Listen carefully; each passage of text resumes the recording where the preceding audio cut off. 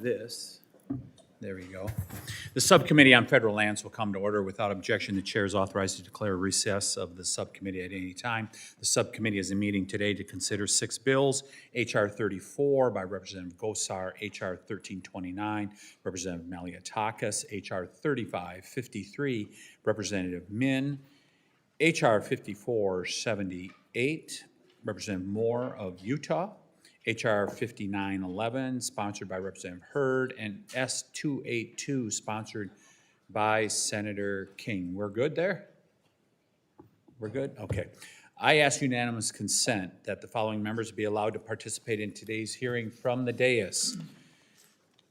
Gentleman from Arizona, Mr. Gosar. Gentleman from Colorado, Mr. Hurd. Gentleman from California, Mr. Min, welcome. The gentleman from New York, Mr. Espaillat.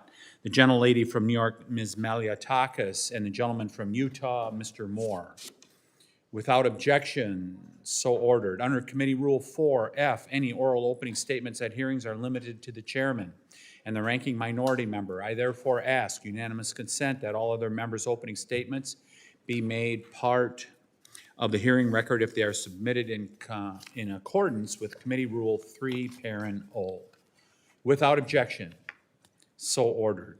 I now recognize myself for 5 minutes for an opening statement. The Subcommittee on Federal Lands meets today to consider 6 bills that, when taken together, showcase the breadth of this committee's work and the responsibility we carry to manage public lands, cultural institutions, and federal resources in a way that works for and reflects the values of the American people. Whether we're talking about wildfire risk, access to public lands, local infrastructure, or the long-term health of Social Security, the question remains the same. Are we making practical decisions that strengthen communities, protect taxpayers, and use federal resources wisely? That is the lens I hope we keep in mind as we hear testimony today. We'll begin with H.R. 34, the LASSO Act, which tackles one of the most serious challenges facing our country, a national debt that now exceeds $38 trillion and a Social Security trust fund that is projected to become insolvent in the next decade. Congress has a responsibility to examine every serious idea that can help shore up this critical program, which for many Americans is the difference between stability and hardship. I appreciate Dr. Gosar's work on this legislation, as well as his strong commitment to ensuring our public lands and waters are managed for multiple uses. Our country has been blessed with an abundance of natural resources, and locking our lands up and throwing away the key is not the solution to ensuring a healthy and vibrant nation. Next, we'll consider H.R. 1329, which authorizes a location for the Smithsonian's American Women's History Museum on the National Mall in Washington, D.C. Congress first authorized this museum in 2020, and President Trump signed it into law, showcasing the broad, bipartisan agreement that women's contributions to our country deserve to be recognized in a prominent and permanent way. Last Congress, this committee spearheaded similar legislation into law to locate the Women's Suffrage Memorial on the National Mall, making it the first monument or memorial specifically dedicated to women on the National Mall. As a point of pride, Wisconsin was the first state to ratify the 19th Amendment. So this is a history that we take seriously and a legacy worth honoring the right way. That's why today I think this subcommittee must ask tough and serious questions to make sure H.R. 1329 achieves its stated purpose, recognizing the vast contributions women have made to American history the right way. The committee is aware of concerning planned content for this museum and looks forward to learning and hearing how we can ensure future exhibits accurately and comprehensively reflect the history and values of women in the United States. 2 other bills before us, sponsored by Representative Hurd of Colorado and Moore of Utah, are examples of the kind of targeted, practical land conveyances this subcommittee has worked on for years. In Utah, the Fruit Heights Land Conveyance Act would allow a local community to finally close a long-standing gap in the Bonneville Shoreline Trail by transferring roughly 300 acres of Forest Service land to a local community for the construction of new bike trails. And in Colorado, the Crystal Reservoir Conveyance Act would transfer a critical piece of water and recreational infrastructure to a nearby local community, allowing the city to repair and maintain this critical outdoor recreation, wildfire suppression, and water storage asset. In both cases, these bills reduce the federal estate, empower local communities, and focus federal resources where they're truly needed. We'll also hear testimony on H.R. 3553, the Brush Fires Act. Across the country, communities are facing new and growing wildfire threats, especially in the shrubland and grassland ecosystems where fires can transition quickly into the wildland-urban interface. We've seen the consequences in places like Colorado, California, Arizona, and Hawaii. Homes destroyed, lives lost, and entire communities changed forever. Representative Young Kim, the Republican co-lead of this legislation, has seen the effects of shrubland fires firsthand as her district experienced the devastating airport fire in 2024. This bill does not pretend there is a one-size-fits-all solution. Instead, it directs the Forest Service to study what works in these environments and to better understand how brush-driven fires affect communities so we can make smarter, more targeted decisions to reduce risk and save lives. The stakes have never been greater. Just last week, this subcommittee hosted an oversight hearing marking 1 year since the LA fires. It's clear we need better tools, better information, and real follow-through. And ultimately, we need the Senate to pass the Fix Our Forests Act.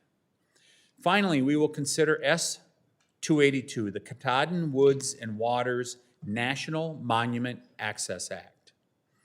This national monument in Maine has become a popular destination for outdoor recreation, but access, especially from the south, remains limited. This legislation seeks to address that, as well as enshrine protections for existing uses like hunting and fishing in the monument.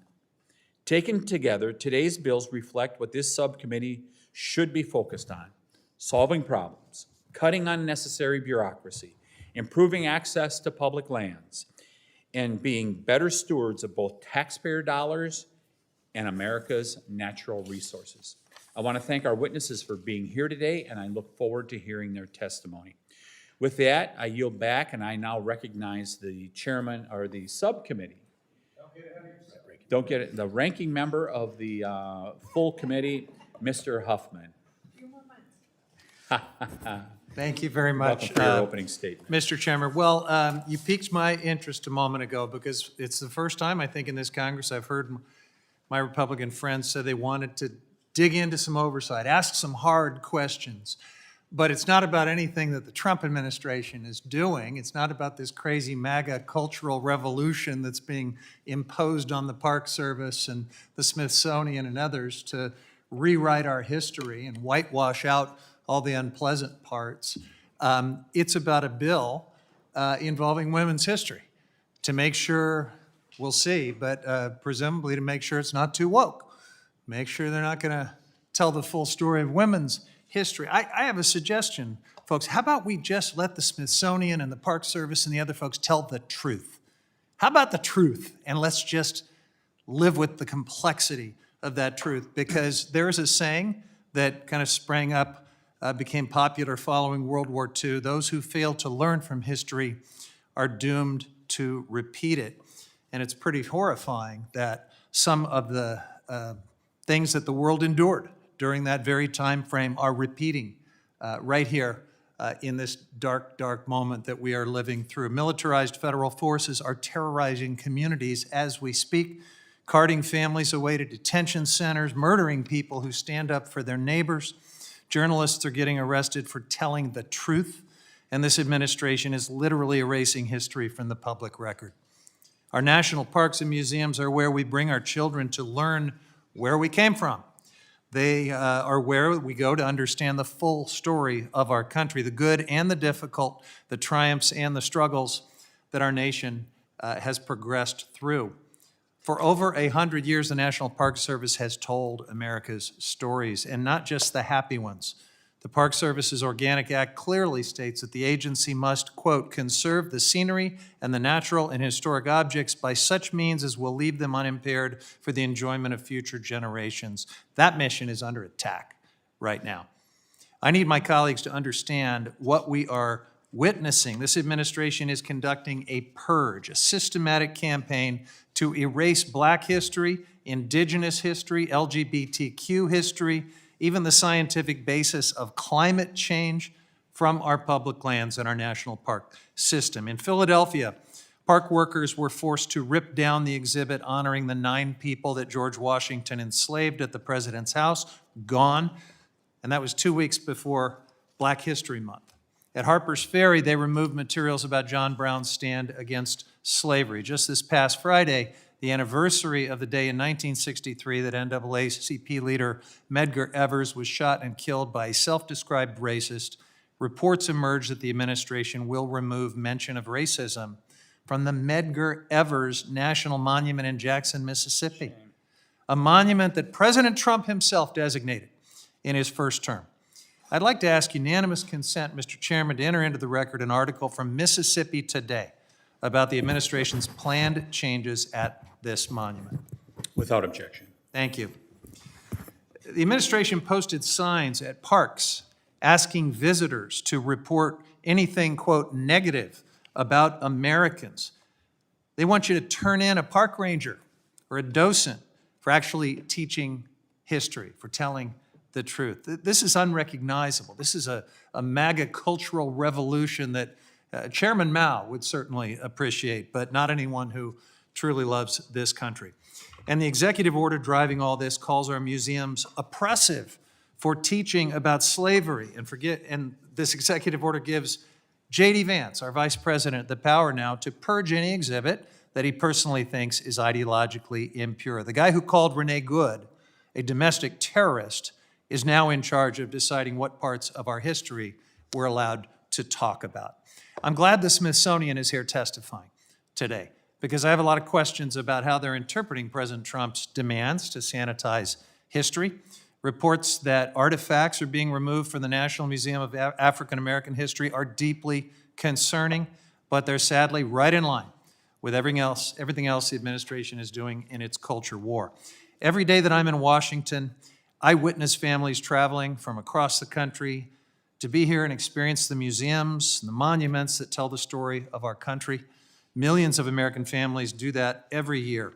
And the completion of the Smithsonian's American Women's History Museum and the Latino History Museum would create another avenue for a more complete, full story about our nation's history. It's imperative that as we approach the 250th anniversary of the country's founding, we tell the whole story, the truth about the whole story, the founding ideals, and the people who were excluded from them for too long, the progress that we've made and the work that we still have to do. That's true love of country. That's patriotism.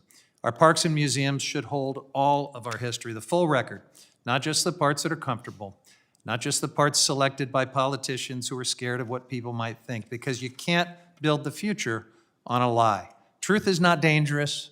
Truth is not divisive. Truth is how we learn and grow. Truth is how we build a more perfect union. Real Americans understand that, and we're not giving up our truth. I yield back. We will now move on to our first panel, which consists of members who are sponsoring today's legislation. First, I'd like to recognize Representative Gosar for 5 minutes on H.R. 34. The floor is yours, sir. I thank the chairman and the subcommittee for allowing me to waive on today to advocate for my bill, the Land and Social Security Optimization, or LASSO Act. Americans suffered under Biden's radical 30 by 30 agenda, a land grab attempting to lock up 30% of our nation's public lands and waters by 2030. Property rights were infringed upon, grazing permits were revoked, energy development was halted, and multiple use doctrine was abandoned, all fueling the affordability crisis felt by millions of Americans today. Luckily, President Trump swiftly reversed the scheme through executive orders expanding timber harvesting, unleashing domestic energy dominance, and exploring the feasibility of a sovereign welfare fund. My bill, H.R. 34, numbered after the Taylor Grazing Act of 1934, ties the future of Social Security to the efficient management of our public lands. Mr. Chairman, I know this is not the be-all and end-all solution to Social Security advocacy solvency. But the Lasso Act puts the future of Social Security into the hands of the American people who pay into it, and also puts the public lands where it belongs, with the people.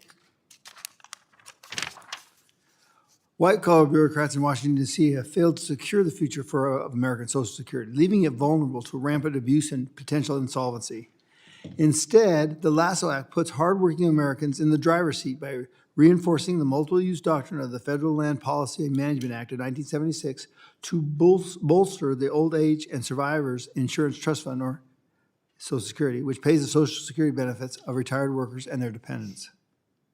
Stewardship of public lands, according to the multiple-use doctrine, generates revenue for both the local and federal economies, fueling solutions to affordability. Importantly, the bill has been cleared by the National Association of Counties, the American Exploration and Production Council, and the American Petroleum Institute for concerns about local revenue sharing. Simply put, Mr. Chairman, the Lasso Act is a win-win. It encourages recreational energy mining, and agricultural potential on public lands, and funds Social Security for American seniors. The more responsible stewardship of public lands, the more money deposited in the Social Security account. But ultimately, it gives everyday Americans a chance to build their own success story. This is important. They're not dependent upon the federal government for that success story. They build their own success story. I think they'll do a better job than we have. I thank you, and I look forward to productive conversations with the administration to perfect the Lasso Act, and I yield back. Thank you. Thank you, Representative Gosar. I'll now recognize Representative Hurd for 5 minutes on H.R. 5911. Thank you, Chairman Tiffany and Ranking Member Neguse. Thank you for holding this hearing and for the opportunity to speak in support of my bill, H.R. 5911, the Crystal Reservoir Conveyance Act. This bill is a common-sense, locally driven solution. It's the House companion to bipartisan Senate legislation introduced by both of Colorado's senators, and it reflects a principle I've long believed. Public land conveyances should begin at the local level with clear public support and a clear public purpose. That is exactly what we have here. This legislation was requested by my constituents in the city of Ouray, Colorado. Ouray is often referred to as the Switzerland of America, not just for its setting, but for a tradition of careful, consensus-driven local decision-making. This proposal reflects that approach. Crystal Reservoir sits roughly 6 miles south of town and has long served multiple essential functions: wildfire suppression, municipal and agricultural water supply, recreation, and support for the city's hot springs. In 2024, the U.S. Forest Service drained the reservoir after identifying structural concerns at the Full Moon Dam. The result has been the loss of a critical water and public safety asset for a small mountain community. Under this bill, the city of Ouray is prepared to step up. The city would assume full responsibility for repair, operation, maintenance, and liability, relieving the Forest Service of those obligations at a time when federal land management agencies face significant deferred maintenance backlogs. This approach is fiscally responsible, and it reduces the federal administrative burden. Importantly, H.R. 5911 includes strong protections: permanent public access easements, continued recreational access, no commercial development, and reversionary clauses if the land is misused. The land remains open, protected, and publicly accessible while being locally managed by the people who rely on it most. In the West, we often say that water is life. This bill recognizes that reality while respecting federal land policy, local stewardship, and taxpayer dollars. I appreciate the witnesses joining us today and look forward to their testimony as the committee considers this legislation. Thank you, Mr. Chairman. I yield back. Gentleman from Colorado yields. I now recognize Representative Min for 5 minutes on H.R. 3553. Thank you, Chair Tiffany, for allowing me to introduce my bill, the Brush Fires Act. What the Brush Fires Act would do is provide critical guidance and policies in aligning federal wildfire prevention policy with the best practices that we know exist to actually help firefighters on the ground, particularly when it comes to brush fires in areas dominated by chaparral. A little later today, we're going to hear from my witness, Chris Ham, president of the Orange County Firefighters, who also brought along with him his colleague, Justin Dillon, the vice president of the OC Professional Firefighters. And as the 2024 LA wildfires have made clear, our national and state approaches to combating wildfires, which largely take a one-size-fits-all approach, are no longer appropriate given the growing threat of brush fires in dry, chaparral-dominated regions like Southern California. According to recent research, 2/3 of all recent wildfires in the last few decades have occurred outside of traditional forest ecosystems, primarily in shrubland and grassland. And Southern California, including Orange County, which I represent, don't really as much as we face the problems of these brush fires. Dense forests are not really part of our ecosystem. It's the chaparral that often lies right next to residential neighborhoods, creating very real threats to residents that I represent. What we've seen over the last decade as climate change has continued to dry out our ecosystems is a vicious cycle. Chaparral is naturally adapted to be drought and fire resistant. But as we've had more and more intense wildfires over year after year, that has led to a loss of native species and an encroachment by invasive species and highly flammable weeds and grasses, which then, combined with the strong wind conditions we face in Southern California, create essentially a tinderbox condition. And we saw that really visibly arise with the LA wildfires, something that's been matched many, many times in recent years in Orange County. We had a 2024 airport fire that occurred in the Cleveland Natural Forest, which I think my witness is going to detail in testimony. That was caused by a small man-made ignition in dry brush before it quickly grew, burning over 23,000 acres of land in a few days, destroying 160 structures across Orange and Riverside counties. And so what my bill would do is try to refocus some of the federal government's resources and attention away from forest fires to the growing problem of brush fires. Brush Fires Act has the support of local fire chiefs in California and other leaders in the fire management community.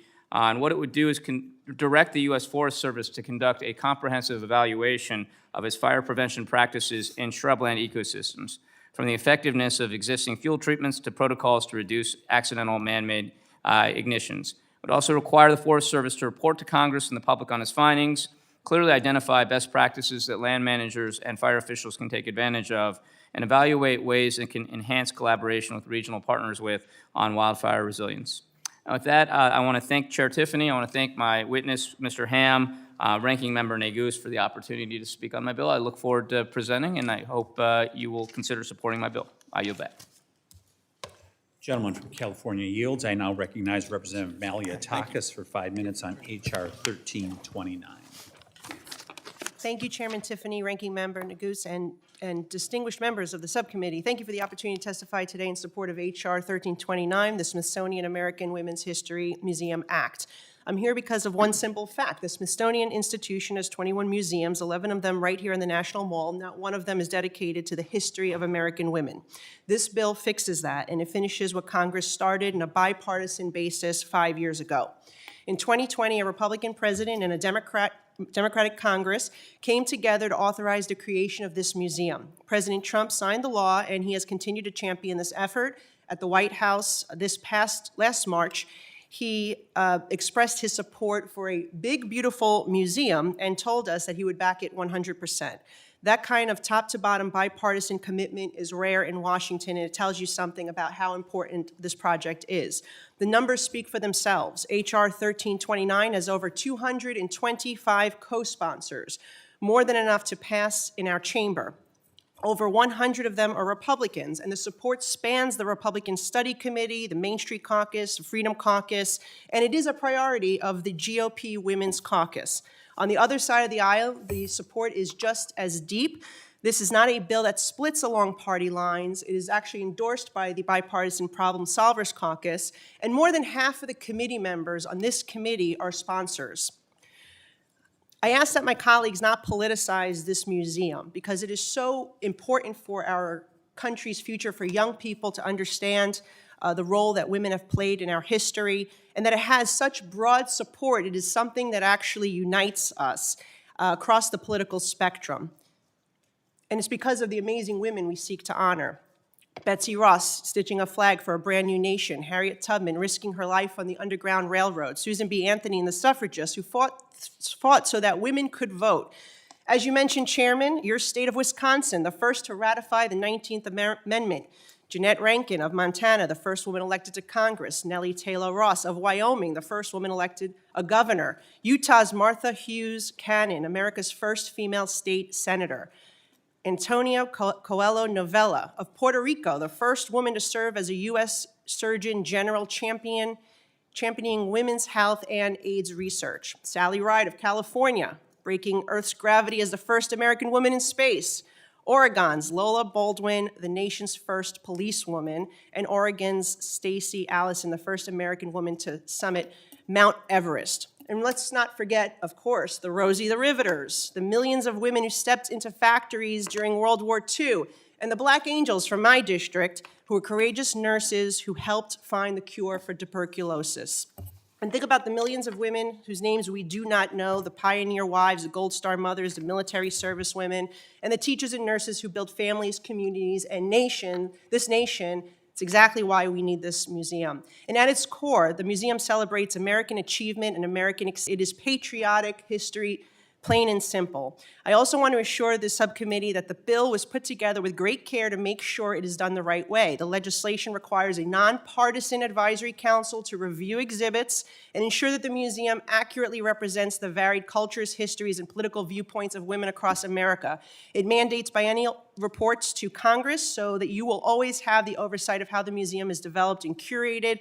This was built to be balanced, representative, and accountable. The bill requires no new federal spending. It simply authorizes the Smithsonian to place the museum within the reserve of the National Mall and directs the transfer of the land. The museum has already raised roughly $70 million in private donations. New construction on a vacant site is the most cost-effective path. The proposed site is metro accessible, high traffic, and above the floodplain. It is a smart location, and it also will save taxpayers money by choosing a vacant land. The National Mall is where our nation honors its history, and women's history belongs there. America's story is incomplete without the women who built it. A museum without a home cannot fulfill its mission, and now is the time to finish the job. I respectfully ask this subcommittee to advance H.R. 1329 so that future generations can see, learn from, and be inspired by the trailblazing women who shaped our country right where they should be, at the heart of the nation's capital. Thank you, and I yield back. Gentlelady from New York yields. I now recognize Representative Moore for 5 minutes on H.R. 5478. Thank you, Chairman Tiffany and Westerman and Ranking Member Neguse for including the Fruit Heights Land Conveyance Act in today's hearing. I'm excited to be back in the Natural Resources Committee to speak today in support of my bill and thrilled to welcome my constituent, Darren Fransden, to Congress. Thank you for being here and taking the time to testify on this bill. My bill would convey 295.89, to be exact, acres of undesignated federal land within the Uinta-Wasatch-Cache National Forest to the city of Fruit Heights in Davis County, Utah. This would be for public purposes and trail maintenance. This land would be used to connect two currently disconnected portions of the Bonneville Shoreline Trail and build on the existing Fruit Loops trail system. Utah is home to some of the most iconic natural landscapes and trails in the country. Consistently ranked as one of the best states for hiking, there are nearly 3,000 trails spanning across the entire state. More than 70% of Utah is public land. We have relied on partnerships with federal agencies to promote the best use of this land while ensuring that future generations can take advantage of Utah's natural beauty.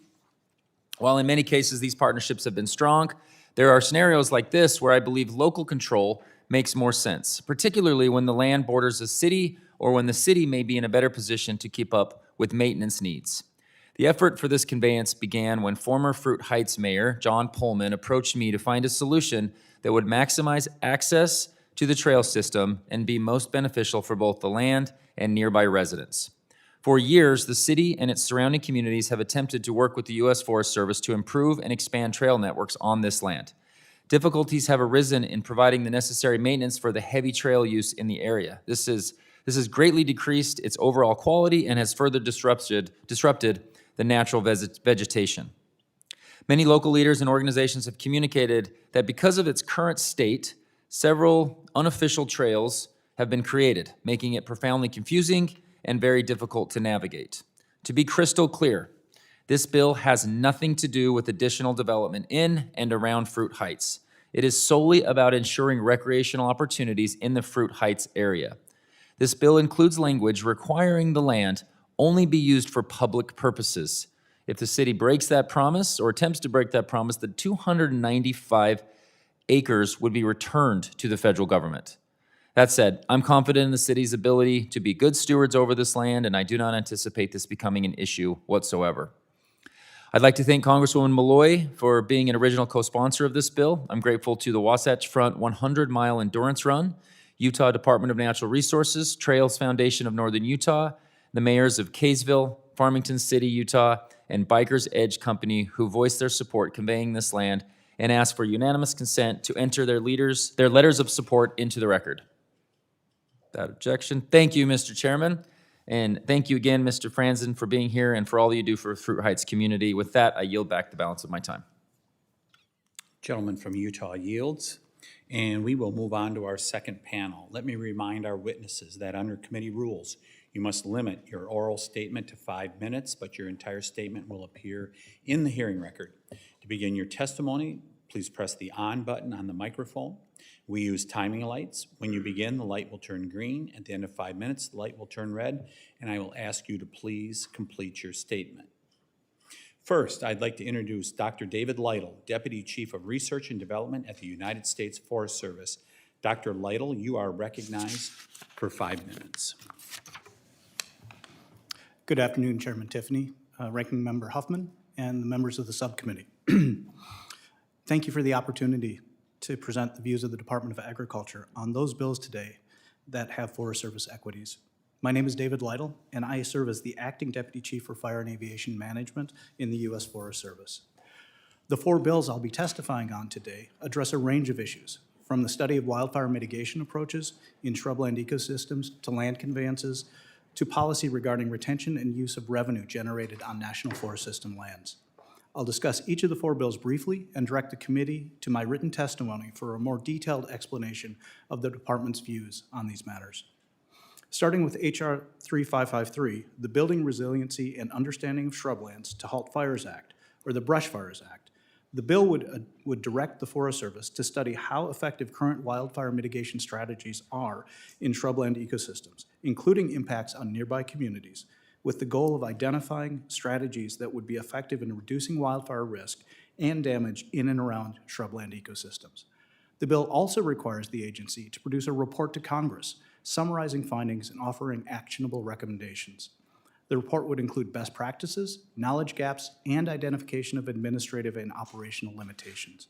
There is also a focus on improving coordination with non-federal partners to reduce risk to homes and infrastructure in and around the wildland-urban interface. USDA supports H.R. 3553 and appreciates the intent behind the proposed report. The agency anticipates learning from the outcomes of the study to improve wildfire mitigation efforts and share those findings with USDA and DOI as we work to unify the wildland fire management mission. H.R. 5478, the Fruit Heights Land Conveyance Act of 2025, and H.R. 5911, Crystal Reservoir Conveyance Act, would direct the Forest Service to convey certain National Forest System lands to the cities of Fruit Heights, Utah, and Ouray, Colorado, respectively. While the details of the individual land conveyances are distinct, in both cases, the Forest Service is working with the affected stakeholders and would appreciate the opportunity to work with the bill sponsors and committee to arrive at a solution that meets the needs of all interested stakeholders. H.R. 34, the Land and Social Security Optimization Act, or LASSO Act, would establish a mechanism to direct a portion of revenue generated from public lands to the Social Security Trust Fund. While the department appreciates the intent of the bill to strengthen Social Security consistent with the President's unbreakable commitment to protecting and strengthening this vital program, as currently written, the department opposes H.R. 34. We would recommend additional discussions between the Forest Service, the bill sponsor, and the committee to better understand the mechanics of the proposed bill and explore the potential impacts on other statutes that define the terms for the collection and use of revenues on National Forest System lands, and the trade-offs with activities that support and protect rural communities. Thank you, Chairman Tiffany, Ranking Member Huffman, and members of the subcommittee for the opportunity to appear today. It truly is an honor, and I look forward to your questions. Thank you, Dr. Lytle. Now I want to introduce Mr. Ronald Cortez, Undersecretary for Finance and Administration at the Smithsonian Institution. Welcome, sir. Thank you, Chairman Tiffany, Ranking Member Neguse, and all members of the committee for the opportunity to discuss H.R. 1329, a bill to permit Smithsonian American Women's History Museum to be located within the reserve of the National Mall. I'd also like to thank the sponsor of the legislation, Representative Nicole Maliotakis, along with more than 225 co-sponsors. Congresswoman Maliotakis has been a tireless champion for the museum and the Smithsonian, and we deeply appreciate her commitment to its success. My name is Ron Cortez, and I serve as the Undersecretary of Finance and Administration, and I'm the Chief Financial Officer for the Smithsonian Institution. I oversee all central operational offices, which provide critical support across the entire institution in human and financial resources, information technology, procurement, safety and security, and most importantly for today's hearing, our facilities planning and operation. In 2020, Congress passed and President Trump signed into law a bill authorizing the creation of the Smithsonian American Women's History Museum. That legislation directed the Smithsonian Board of Regents to select a site for the museum. Further, it enumerated specific sites for consideration, including the site I'll discuss today, and a clear expectation that the museum be located on or near the mall. After passage, we immediately got to work identifying sites. In all, we evaluated a total of 27 locations in Washington, D.C. We then evaluated them on the broad criteria and considered location, accessibility to visitors, proximity to other Smithsonian museums, and cost. We sought input from regulatory bodies, local elected officials, community groups, and supporters and congressional stakeholders. The list of sites was narrowed to a handful of locations that were considered by the Smithsonian leadership, our Board of Regents, and the American Women's History Museum Advisory Council. Ultimately, this nearly 18-month process identified an optimal location on the South Monument site, which mirrors the location of the National Museum of the African American History and Culture, balancing the development on the south side of the National Mall. This was the top listed site for consideration in the authorized legislation and precisely where the original sponsors envisioned the museum. The South Monument site provides various advantages. As an unoccupied space, there would be no need to relocate any offices or demolish any existing structure. We've been able to build a custom facility that meets the programming needs of the visitors. We would also be able to move quickly, prevent cost escalation, and meet public expectation that this museum would be a prominent addition to the National Mall. However, the 2020 legislation did not empower the Smithsonian to move forward on this recommendation. Recommending use of the reserve for this museum is not a suggestion we make lightly. Our nation's capital, specifically the National Mall, must have space for Americans to gather. This need will be made even more clear this summer when we gather to commemorate 250 years as a nation. But the National Mall is not just a place to gather. It conveys a message about our shared national values, our achievements, and our history. The Smithsonian plays a key role in creating the mall's powerful sense of place and purpose. It's a responsibility we take seriously and are honored to steward.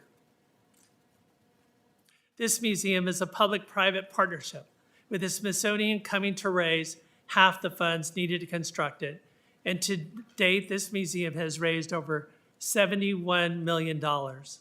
Identifying a site will demonstrate the federal commitment and inspire confidence from additional donors. Should this bill become law, we'll be taking a paramount step toward the museum's opening day. While there still is a long way to go, establishing this site would prevent additional delays and their associated costs, as well as permit the museum to begin planning its long-term vision. If signed into law, we are confident that we can deliver a world-class museum at this location that is worthy of the Smithsonian and the American people. Thank you again for the opportunity to be here today, and I welcome your questions. Thank you for your testimony, Mr. Cortez. Before we move on to questions from the panelists, I'm going to recognize Representative Golden in regards to the bills that we have before us for 5 minutes. Thank you, Mr. Chair. I appreciate the flexibility here. I'm going to be changing the subject here very briefly, and then I'm sure you'll have plenty of good questions. I'm going to take a moment to discuss the Katahdin Woods and Waters Access Act, which I'm glad you've included in today's hearing. For those of you who don't know, Katahdin Woods and Waters is a national monument in Maine's 2nd Congressional District. It's about 88,000 acres of rivers, streams, and woods in the region around Mount Katahdin. It's the tallest mountain in Maine and the northern terminus of the Appalachian Trail. It draws tens of thousands of visitors each year. Given the monument's location in the northern part of the most northeastern part of the lower 48 states, nearly everyone who comes to visit the monument comes from the south.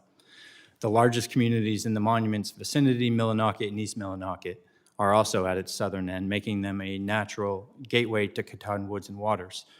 The challenge currently being that while there are roads on a parcel of land connecting these communities to the monument, there's no guarantee for public access. In other words, we have gateway communities with no gateway leading into the monument. This bill is a simple, light-handed fix. It authorizes the National Park Service to secure a legal interest over that existing road and public access into the park. I'm glad to report one thing the bill does not do is mandate the federal government to buy the land. It will simply allow NPS a seat at the table with local landowners to help secure public access to the monument. The underlying bill is already the underlying land is already for sale, and we expect the Penobscot Nation, a federally recognized tribe in Maine's 2nd District, to purchase it. The Penobscot support the bill, along with local businesses and community groups, nearby town governments, and many others. It would complement the existing private sector investment in Katahdin Woods and Waters, which already far outweigh any direct federal appropriation for its management and maintenance. The goal is a system of shared management and partnership that keeps the land in private hands while creating certainty for a broad range of stakeholders. That includes people looking to pass through into the monument. It also includes hunters, fishermen, foragers, and other sportsmen, as well as loggers and others in the timber economy. Depending on where you're from, this kind of arrangement may seem unusual, but in Maine, it is certainly the norm. Private landowners all over Maine routinely make their land accessible for recreation in the natural resources economy. This bill simply gives the NPS the ability to participate in those arrangements and secure access to Katahdin Woods and Waters. The bill is a carefully crafted solution with an appropriately limited federal role, relying on the kind of practical local partnerships that my constituents are familiar with. It's a light touch approach to supporting communities in Maine in a way that makes sense for Maine. So with that, Mr. Chair, I thank you very much for including this bill in today's hearing, and I look forward to advancing it out of this committee. Gentleman yields. And we will move back to our panel 2, and members will be able to take 5 minutes for questioning. I am going to start that questioning. Undersecretary Cortez, on March 27th, 2025, there was an executive order that was issued restoring truth and sanity to American history. This executive order stated in part that the forthcoming Smithsonian American Women's History Museum plans on celebrating the exploits of male athletes participating in women's sports. Was there any content like that that was being considered for future exhibits?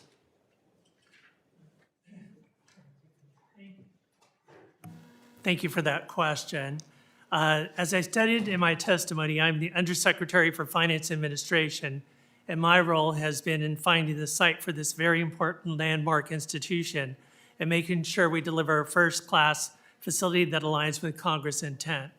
Having said that, as a senior member of the Smithsonian leadership team, I know we're committed to providing exhibit content that is rooted in rigorous scholarship and expertise, nonpartisanship, age appropriateness, and accuracy. We take extra review of exhibitions and material that may touch on sensitive, controversial topics to ensure the content meets our high scholarly standards.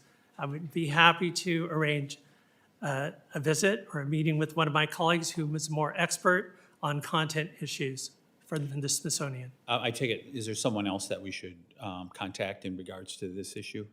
There is, and I will make sure to work with your staff to arrange that if necessary. You know, in the discussions that you've had, I understand that perhaps we should talk to someone else, but are there safeguards that are currently in place to make sure that the history and achievements of women in America are not men?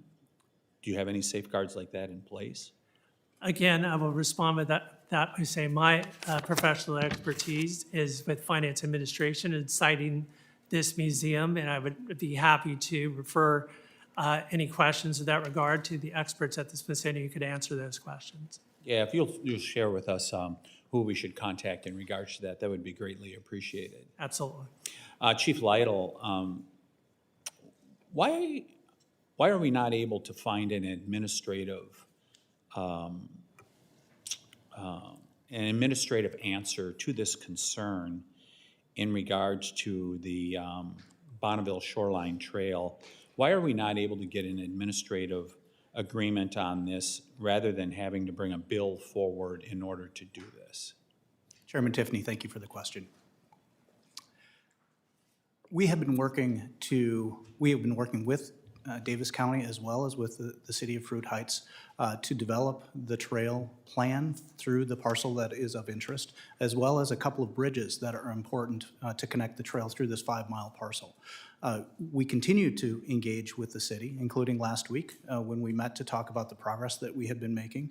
And we are about 6 months from being able to break ground on trail construction and maybe a year from breaking ground on bridge construction in that parcel, which we think is very good news. We also think that this is the time to enhance our coordination with the city so that we can continue to integrate their interest with the trail development plan that we have. Does transferring the parcel to the city of Fruit Heights make coordination easier? That is one option for that coordination, Mr. Chairman. Continued work on the administrative side that can achieve the same results.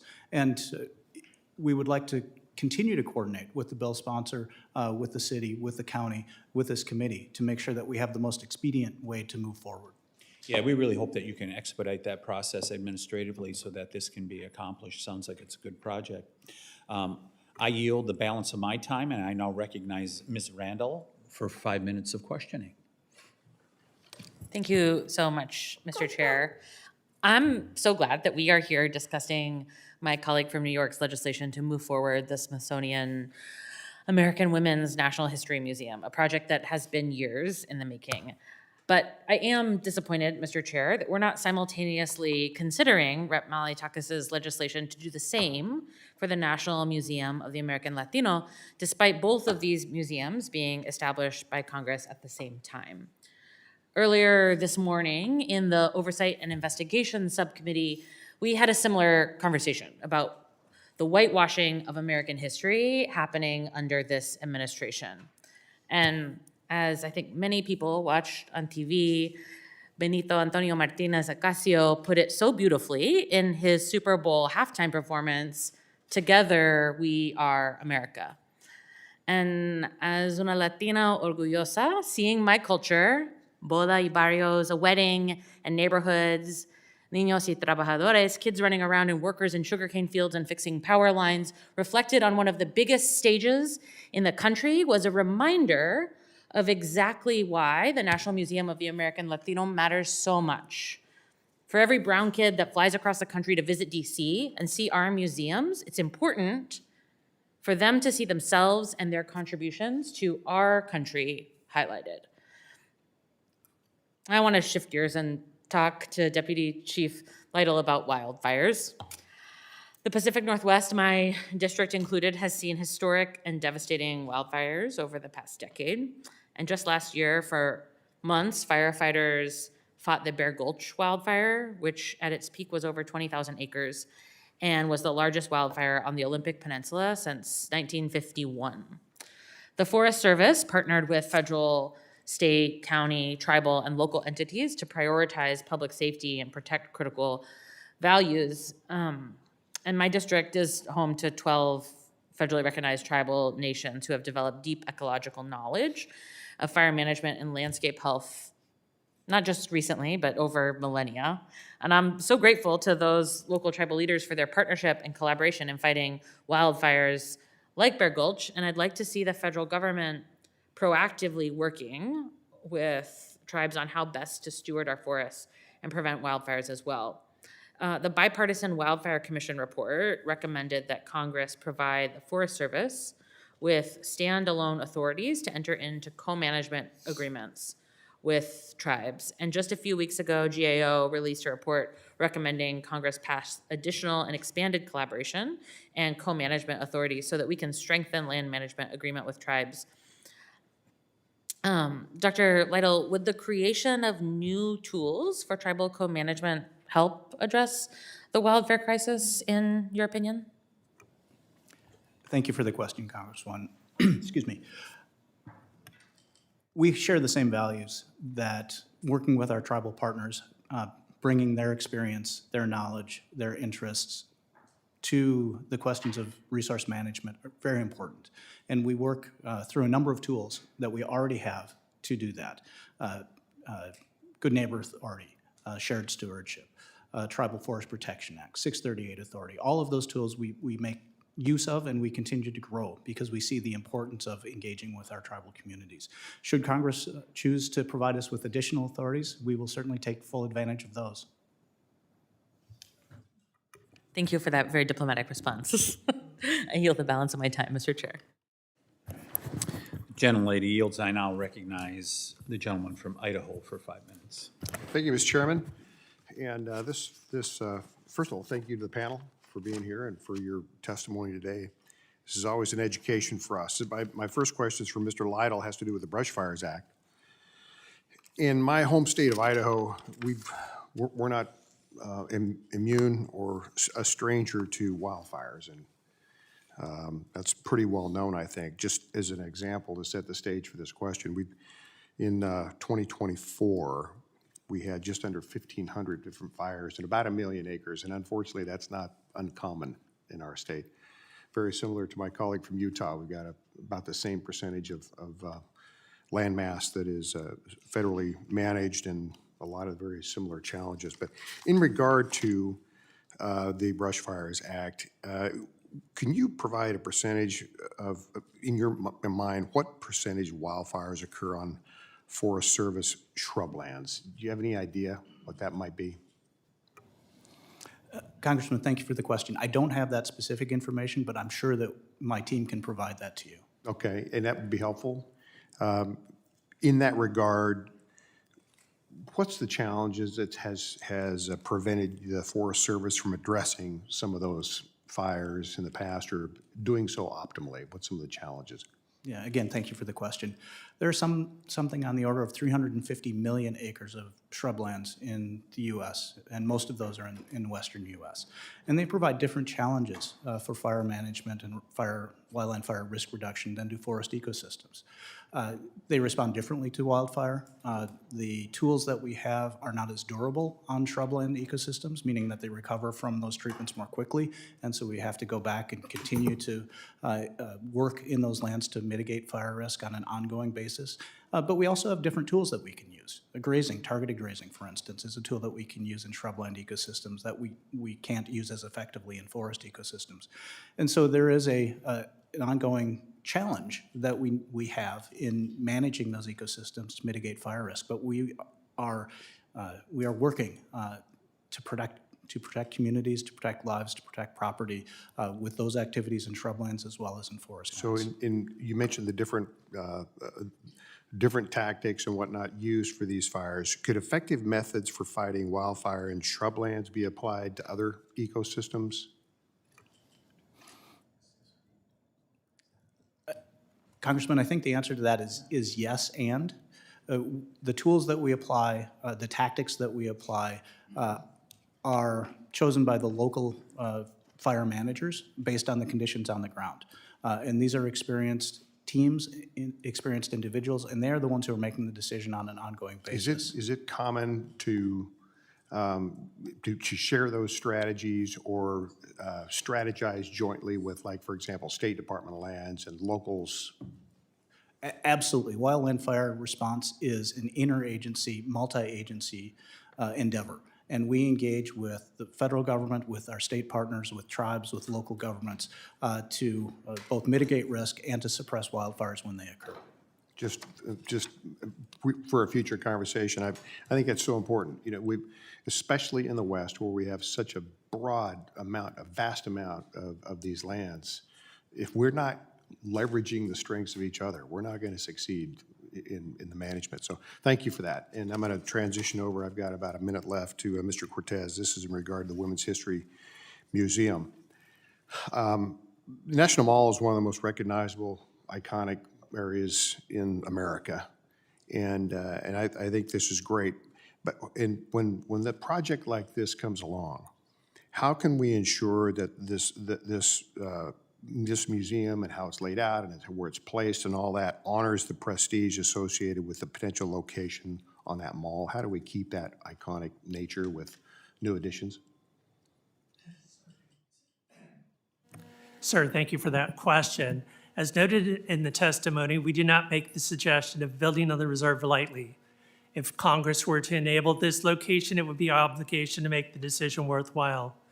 Building on the South Monument site will systematically mirror the National Museum of African American History and Culture in the mall setting, completing the north and south lines of the museum and federal buildings that line the mall's green space. The design of the American History Museum will create a stronger experience for National Mall visitors. Currently, visitors walk east from the Washington Monument, first encounter the Wittens Building West parking lot. Designing and creating the signature American architecture can strengthen the transition between the Washington Monument grounds and the central mall space. And I thank you for that. I've used up my time, and so something tells me that you might have anticipated that question. But It's a very important question. All right. So thank you for that. But we all need to be mindful of this looking forward. So thank you, Mr. Chairman. I yield back. Gentleman yields. I'll now recognize the ranking member, Mr. Huffman, for his questions. Thank you, Mr. Chairman. Well, I have to say I'm disappointed because in your opening, you said you were going to ask some hard questions about the Women's History Museum and the planned content, and you didn't do that. You instead breathed life into a really tired and completely refuted old lie. And so for the record, Mr. Chairman, I would like to ask unanimous consent to enter a March 28th, 2025 article from the Washington Post into the record where a spokesman for the Smithsonian, who was authorized to talk about this very question, which was swirling in the fever swamp of right-wing fever swamps, whatever they do there, and completely refuted it. I'll just read a quote from this Smithsonian spokesperson. I can just say that's not true. We don't have an exhibit open or planned on the subject of, as they put it here, the exploits of male athletes participating in women's sports. So it was a lie. It has always been a lie. It is the lowest form of bottom-feeding politics to keep regurgitating stuff like that. You're asking that to be entered Yes, into the I am. record? So ordered. Now, Mr. Cortez, I do want to ask you about this request from the White House, August of last year, to review the content, exhibits, and interpretation of exhibits at 8 museums, including the National Museum of African American History and Culture and the National Museum of the American Indian, under the guise of, quote, reviewing exhibits ahead of America's 250th anniversary. Could you please tell me how you're responding to the White House's request? Sir, as I mentioned earlier, that is not my area of expertise, which is content. But having said that, as a senior member of the Smithsonian, I'm aware that we're continuing a dialogue with the White House, providing information related to our current exhibitions, educational materials, and guidelines. We have also offered to brief them on our process and procedures when it comes to exhibit design and construction, and our policies related to document creation. But other than that, I can get more information from my colleagues who are more steeped in this information. Can I ask, has the Smithsonian removed any exhibits or interpretive materials as a result of this request? Sir, I'm not in a position to answer that, just because that's not my area of expertise. Or have you heard, you are at the Smithsonian, have you heard about any plans or any concerns about removing exhibits in response to this request? I have not heard of any concerns of items being removed. Yeah. Well, obviously, that's something that I think this committee, many members of this committee would be very interested in. And so I would appreciate it if you would pass along to your colleagues at the Smithsonian our interest in hearing from them about how they plan to respond to the president's request. And certainly, if any action's been taken to change content or remove content in response to this, we need to know everything about that. So thank you very much, Sir, and I yield back. absolutely.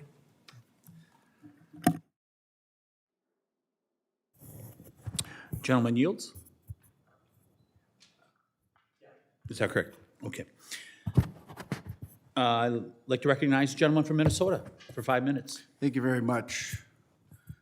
2 Duluth curlers won the mixed doubles silver medal today. Thank you, Chairman Tiffany. I'm proud to support and co-sponsor H.R. 1329, the Smithsonian American Women's History Museum Act, introduced by my good friend and colleague from New York, Representative Malliotakis. I'm glad to see the work that the Smithsonian has made thus far in working to build the museum, and I'm glad this legislation is moving forward to ensure we are able to finally make this important project a reality. The National Mall is a special place for all Americans, and it's important that Congress, the National Park Service, the Smithsonian, and other federal partners carefully work together when planning and designing monuments, museums, and other public areas on the mall, especially within the reserve area. Frankly, much of the space needs to be preserved, and we just can't build anything. Anything here. That said, I believe the Smithsonian American Women's History Museum is one of the few projects that does, in fact, merit this distinction. Undersecretary Cortez, thank you for testifying today, and thank you for the work of you and your colleagues to advance this important project and help make it a reality. Can you please expand on your testimony specifically as to why it makes sense to build a museum within the South Monument site within the reserve?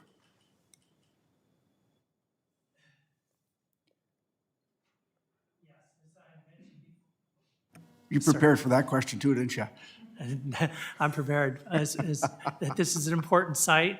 A lot of good work has gone into the evaluation process as well. There's a couple of things that make it a really good site. First, it's positioned in the mall as you enter this particular area, and it's the mirror site at the National Museum of the African American History and Culture. Which is actually one of the most visited sites in the world. The land is flat, it's unoccupied, and it has numerous conditions that are positive. For example, it's not in the floodplain. It has adjacencies to all the number of the museums. So But I should think the- not only it Yeah, detracts. should the planning and construction then be relatively easier than in another space? Yes, the design, construction, and planning will be easier in this space than in other spaces. Absolutely. And then can you also expand upon the funding for this museum as a private-public partnership on one half the cost of the construction will not come from taxpayers, but will come from privately raised funds. Is that correct? That is correct. 50% of the money will be raised from private donations, and I think they've done a wonderful job already raising over $71 million today. That's wonderful. So with my remaining 2 minutes left, I would allow the author, Representative Malliotakis, to take it.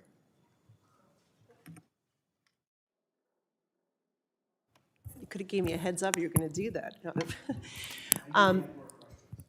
Well, I just want to say thank you very much for your work on this. I want to point out that the Advisory Council has really spent a lot of time, years actually, to identify the proper site. And as I mentioned, building on a clean site, which was identified, it's about an acre, would be much more cost-effective than to try to replace an existing building.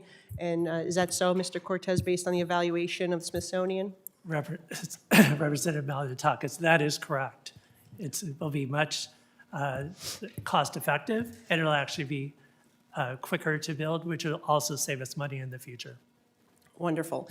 And I just want to thank Mr. Huffman for submitting that article into the record. I think it is important that we have clarification on what the intention is and the content, and I think the quote provided by the spokesperson from the Smithsonian that was on record and submitted on record today was very helpful in clarifying and addressing any concerns that members may have, so we can focus on the real issue of this museum, which is going to be a wonderful tribute and dedication to the women of this country who have helped build the United States and have done so much and sacrificed so much to bring us to where we are today. So I want to thank you again for yielding your time, and I look forward to working with my colleagues on this important project. Thank you, Mr. Chairman.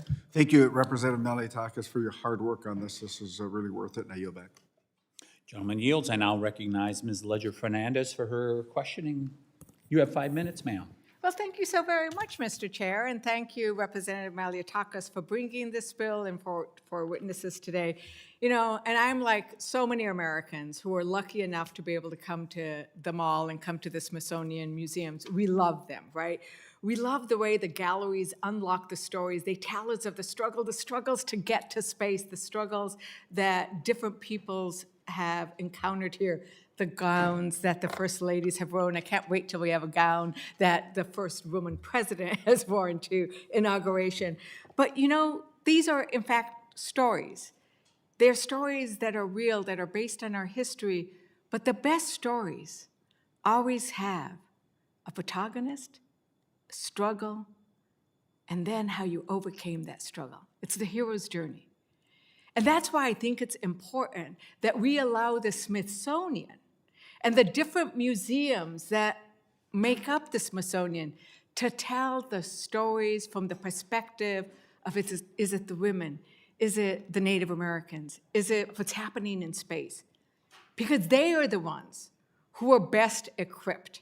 And for women's stories, I think it's the women who should be telling the stories. And it should not be politicians of either party, especially male politicians, telling us what stories are important. Because I want to hear the stories of, we all know about Rosie the Riveter, but what about the farmerettes, right? In 1917 and 1919, the women who left their farms to come and work because the men were off at war. What about the fact that it took women so long to get the right to vote? We had to march and protest and starve ourselves, wear white, so we could get the right to vote. And how we are going to always fight for that right to vote. How about all of the amazing women artists who are out there? Do you know that there's only 13% of the art in the world's museums is with women artists? Imagine the beautiful women that are going to be in that museum. New Mexico has one of the only museums dedicated to a woman artist, Georgia O'Keeffe. We're so proud of that. So that's why I think it's really important to have this museum. I also think it's incredibly important to move the Latino Museum and the Women's Museum together. They have always gone together and been supportive of each other as we move this process forward. In 2020, Congress supported the creation of both the Women's and the Latino Museums in the same bill. And I think that it is important that we continue, as we move this bill, that we also move the Latino Museum forward, because both of them deserve to be on the National Mall. And Mr. Cortez, isn't it true that there is enough room? Depending, you know, and we might not know exactly where each one will be, but there is enough room on the National Mall to accommodate both museums. Is that correct? Madam, the Smithsonian did recommend 2 sites that are on the mall. The Regents did approve and recommend that. One is the Tidal Basin and one is the South Monument. Right, so there's space for both of them, and I think we should continue to move both of them. And the other thing that is interesting about needing to move both of them and pass both of these bills and keep them going is that there are impacts on fundraising, I understand. Like if we don't have the space preserved and identified, we're doing a great job on the fundraising. But wouldn't it be better if we could actually start saying this is where it will be? Congress has said we're gonna find a place for both of these incredible stories of our American history on the mall. Both the Women's History Museum and the National Museum of American Latino have been equally successful in raising funds now, approximately 70 million. But it is true when you get federal support for the designation of the site, you actually have the site designated. That does encourage and provide much more opportunity to raise funds after the site is designated. So let's get the sites, let's get both of these sites designated, and then we'll continue that hard work, raising the money to tell these incredible stories, the hero's journey that is America, that is about struggle, that is about overcoming all of the struggles we've had in this nation over the last 250 years as we pursue that happiness that is part of our constitutional birthright. And with that, Madam Chair, well, see, wouldn't it be nice to be able to say Madam Chair all the time? Mr. Chairman, I yield back. You don't want to have any Mr. Chairmans? Well, I don't mind a few, but I don't The mind a few, gentlelady but, you know. yields. I would just point out to you that Georgia O'Keeffe has her roots in the state of Wisconsin. She does. I'd like She's to amazing. recognize Ms., see, we're getting them all mixed up here. Ms. Malloy from Utah, we'd like to recognize you for 5 I thought you were going to minutes. call me Madam Chairman, which would be inaccurate but flattering. Thank you, Mr. Chairman.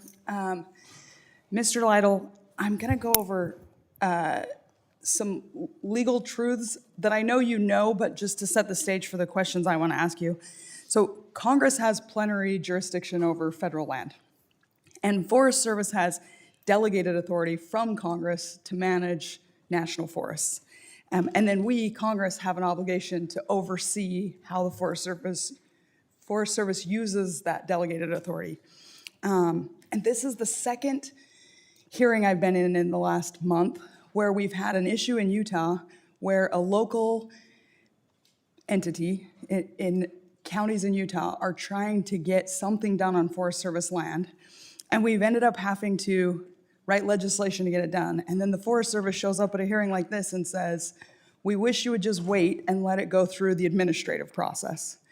And the reason I want to talk through all that is because I think we have this upside down or backward or somehow out of order where the agencies that Congress authorized are coming and telling us to wait for the agencies to do their work and that we shouldn't be legislating it. And generally, I think government should do whatever it's doing in the most efficient, most cost-effective way that serves the people. And I agree with you in theory that administrative processes should be the most efficient, most cost-effective way. But when we have people calling us and saying, we've been trying to work with the Forest Service for years on what should be a simple permit, and we're not there yet, then legislation starts to look like it's actually more efficient. And while I agree that it should be easier to go into your local Forest Service office and work through a permitting process, that just doesn't seem to be the case. And so we end up legislating, and legislating is well within our job as legislators, but it's also well within our plenary jurisdiction on public land. So will you walk me through why Forest Service thinks that going through an administrative process to complete the Bonneville Shoreline Trail is a better solution than legislation? Congresswoman, thank you for the question. We feel like we are in a good place right now with the progress that we have made. As I mentioned earlier, we are 6 months away from construction on the trail, perhaps a year away from construction on 2 bridges that would tie the trail through this parcel. That being said, we want to work with the city, with the county, with this committee, with Congress, in whatever ways can do this most expeditiously. And we think right now where we are positioned, the administrative processes will yield a result more quickly than a land conveyance might because of some of the technical aspects of what we have to do to convey land. Now, we would be happy to talk with the committee, with the bill sponsor, and others about what those technical issues might be to see if we could clarify and move forward in that way. But we feel like we're in a good place right now and look forward to continuing to work with the county and with the city. So can you tell me how long ago Davis County started this process with the Forest Service? I do not know. I cannot speak to anything, to the long history that exists in this place. What I do know is that we are committed to working with the city and with the county to resolve this. We understand how important recreation is to the local community, to the citizens, to economic development. And we are committed to working with the city and the county to make sure that that happens. I like hearing you say that, and I hope that we can get this done expeditiously. Excellent use of a $5 word.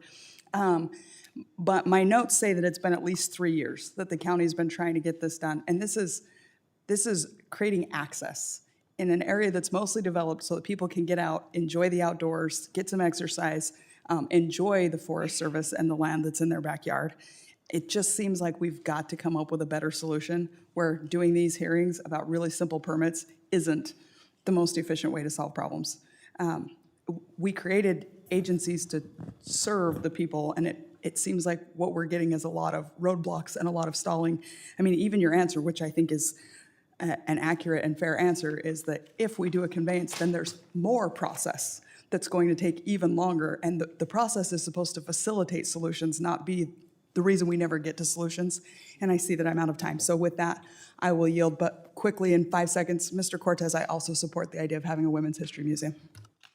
Thank you. Gentlelady yields. I now recognize the ranking member of the subcommittee, Mr. Neguse, for his question.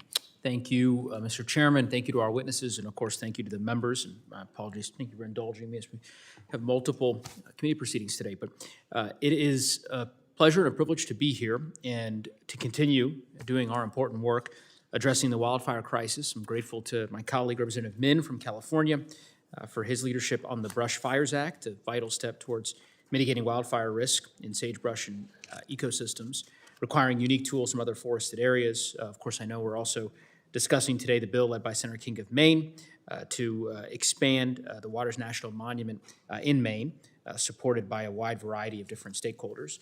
Certainly grateful that the Smithsonian is represented here today to share their views on H.R. 1329, the Smithsonian American Women's History Museum Act, a bipartisan bill that's been co-sponsored by more than half of the House, and certainly time that we enacted into law.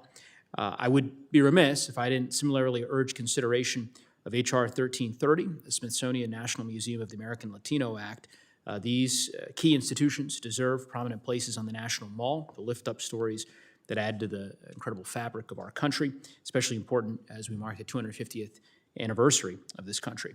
We'll also consider Representative Hurd's bill, my friend from Colorado, H.R. 5911, the Crystal Reservoir Conveyance Act. Appreciate his leadership on that particular piece of legislation. Know how important it is to Western Colorado, which we both proudly serve, and certainly supportive of that bill. And I know that we'll also be discussing the Lasso Act from my friend from Arizona. I suspect he knows my views on that bill, given that we've had discussions on that in the past in this committee. And while I disagree with the legislation, I look forward to the robust discussion that I know we'll have on the same. With that, I want to say thank you to both of our witnesses for being here. I know that my colleague, the ranking member, covered some ground, Mr. Cortez, with you regarding the directives that the White House have issued to the Smithsonian that I find profoundly problematic. But I also recognize you are a career official at the Smithsonian. And so in light of that, I will simply say that I echo the sentiments that were expressed by the ranking member with the hope that you and your colleagues at the Smithsonian, those who have jurisdiction or authority over this particular issue, will come back to us with the information that he requested. You can imagine, as we mark Black History Month this month, on the heels of celebrating the first Martin Luther King Day holiday in which national parks no longer had a fee holiday by virtue of this administration's decision. And in light of that letter that was issued to the Smithsonian, you could imagine the concern of me and many of my colleagues. So anyway, not necessarily a question, just want to reiterate Mr. Huffman's concerns. Quite noted, and I will convey your concerns. And secondly, Mr. Lytle, of a similar vein, because I know that you are also a career official. As you might imagine, I'll speak for myself, but I think I can fairly say on my side of the aisle, has some very profound disagreements with the way in which the Department of Agriculture is administering a variety of different programs impacting our national forests through your agency. And one of those is the reality of the administration's plan to eliminate regional research hubs. And while I know that's not, I suspect it isn't a plan that you helped devise or author, given that you were formerly the head of the research at the Forest Service before your current position. You can disabuse me of that, obviously, if I'm wrong on that front. Were you involved in the plan to eliminate research hubs? I take it no. Ranking Member Neguse, no, I was not directly involved in those discussions. Yeah. And so I would just simply say, rather than belaboring this and hectoring you, I think really what we need is testimony from the political appointees within the Department of Agriculture and the Department of Interior about the reorganization plans, among many other issues, on which I think, again, as I said, there are substantive disagreements. And that is less a question to you, and I think more a signal to our chairman here and for the chairman of the full committee that we're overdue for an oversight hearing in that regard, so that we can ask some tough questions about both of the subjects that I just mentioned. But with that said, I will yield back the remaining 1 second of my time. Ranking member yields. I now recognize Mr. Gosar from Arizona for 5 minutes of questioning. Well, thank you very much, Mr. Chairman. Dr. Lytle, in your testimony, you mentioned the Forest Service opposes the Lasso Act as currently written because revenues are not defined. We agree. Would you commit to a conversation to further discuss the mechanics of this bill and identify eligible funding sources? Congressman, absolutely. Gotcha. Well, I for long have seen our problems with public lands, and we seem to get more and more regulations to them, and they get walled off from us. And if I know one thing, you have to empower the people to have that jurisdiction. Would you also agree on that? I'm sorry, sir, would you mind Public lands repeating are, that? public lands are public lands, not bureaucrats' lands, right? Absolutely. Yeah. Okay. Now, the Secure Rural Schools program was created to supplement the loss of revenue from the decreases in local timber sales on federal lands. President Trump's March 2025 executive order expanding domestic timber production was an important step to solve this problem. Are the U.S. Forest Service lands currently being used to their maximum potential under their multiple use doctrine? Congressman, thanks for the question. We are focused on a number of priorities, timber management, timber production being one of them, but also oil and gas development, mineral development, wildland fire mitigation, as well as recreational opportunities. We are focusing on all of those and trying to deliver those for the American people. So what you're describing to me is FLPMA or the Taylor Grazing Act jurisdiction. Would it not be? Yes, sir. Okay. So last summer, northern Arizona was devastated by the Dragon Bravo fire. Forest management techniques like thinning and grazing mitigate the risk of wildfires. But the Biden-Harris administration failed to responsibly manage the Forest Service lands. What successful techniques has President Trump and Secretary Rollins deployed to mitigate these wildfire risks? Congressman, again, thanks for the question. As I mentioned, we are focused on a number of key priorities, and we are working very hard to mitigate wildland fire risk across the country, especially in those places with immediate risk to lives, property, and infrastructure. So I guess since I got a little time here, I guess I'll go down this adventuring road. So there's lots of opportunities within the public sector, right? Teddy Roosevelt took a lot of lands into custody, and thank God he did. But then the Taylor Grazing Act, people came and collected a lot of the other ones. They use the word must and shall, right? Yes, sir, as far as I understand, yes. Yeah. And grazing rights. Now, grazing was supposed to be improved, was it not? You had to improve it year to year, right? I'm sorry, sir, could you repeat that? Yes, the grazing rights under the Taylor Grazing Act was you had to improve the grazing rights, right? Sir, that is a little bit beyond my area of expertise, but what I can tell you about our approach to grazing is that we are working very hard under the Secretary's direction to expand access and expand grazing opportunities on Forest Service lands. So you'll agree with the multiple use doctrine then, that you can have many things going on at the same time in a piece of land? Oh, absolutely, sir, every day. Well, I'll yield back. Gentleman yields, and I now recognize the gentleman from Colorado for his questioning. Thank you, Mr. Chairman. Deputy Chief Lytle, thanks for being here. And I appreciate the constructive testimony you gave on my bill, the Crystal Reservoir Conveyance Act. And that bill includes a number of terms and provisions meant to protect federal and public interests. And I'm just actually reading from your testimony, things like the bill requiring the city to grant an easement for each trail and road in existence as the date of the conveyance, the city of Ouray taking responsibility for the costs of the Full Moon Dam and related infrastructure, the city maintaining the land in perpetuity for public access and recreational activities. The bill would also prohibit development, commercial operations, construction, other than is needed for maintenance and operation of the dam and the reservoir, and would also prohibit expanding the historical footprint of Crystal Reservoir in a manner that would harm any of the wetlands that are upstream. Can you comment on those parts of the bill and on protecting federal and public interests more generally? Congressman, thanks for the question. We value the partnership that we have developed with the city of Ouray, and we share many of the goals, actually probably all of the goals that the city has for that property. We are generally supportive of the bill, and we have a few technical areas of interest that we would like to work out regarding water rates, for instance, and regarding a drainage ditch, a water conveyance ditch, that we would like to make sure that we are handling properly. Was this the Red Mountain Ditch or Red? It is, yes, it is. Great. Terrific. Happy to look at that with you. From the Forest Service perspective, does transferring ownership to a capable and willing local government reduce federal liability associated with aging infrastructure, like, for example, the Full Moon Dam?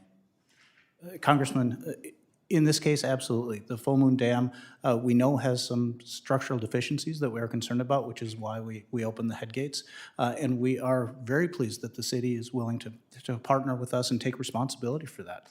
That's a wonderful step, and we look forward to working with the city on that. Great. And given the Forest Service's deferred maintenance backlog, can you talk a little bit about what a locally funded conveyance like this does with respect to the agency's long-term fiscal and operational responsibilities?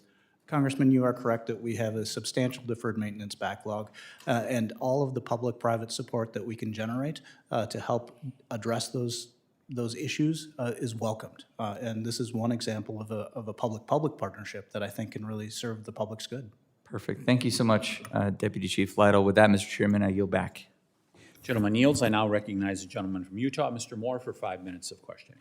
Thank you, Chairman. I really appreciate the gentlelady from Utah, Ms. Malloy's involvement in this and what she just communicated and the questions that she's and your guys' interaction. Fully associate myself with that and want to build on that. The only thing I care about here, and I'm as sincere and as transparent as I can say it, is a proper outcome.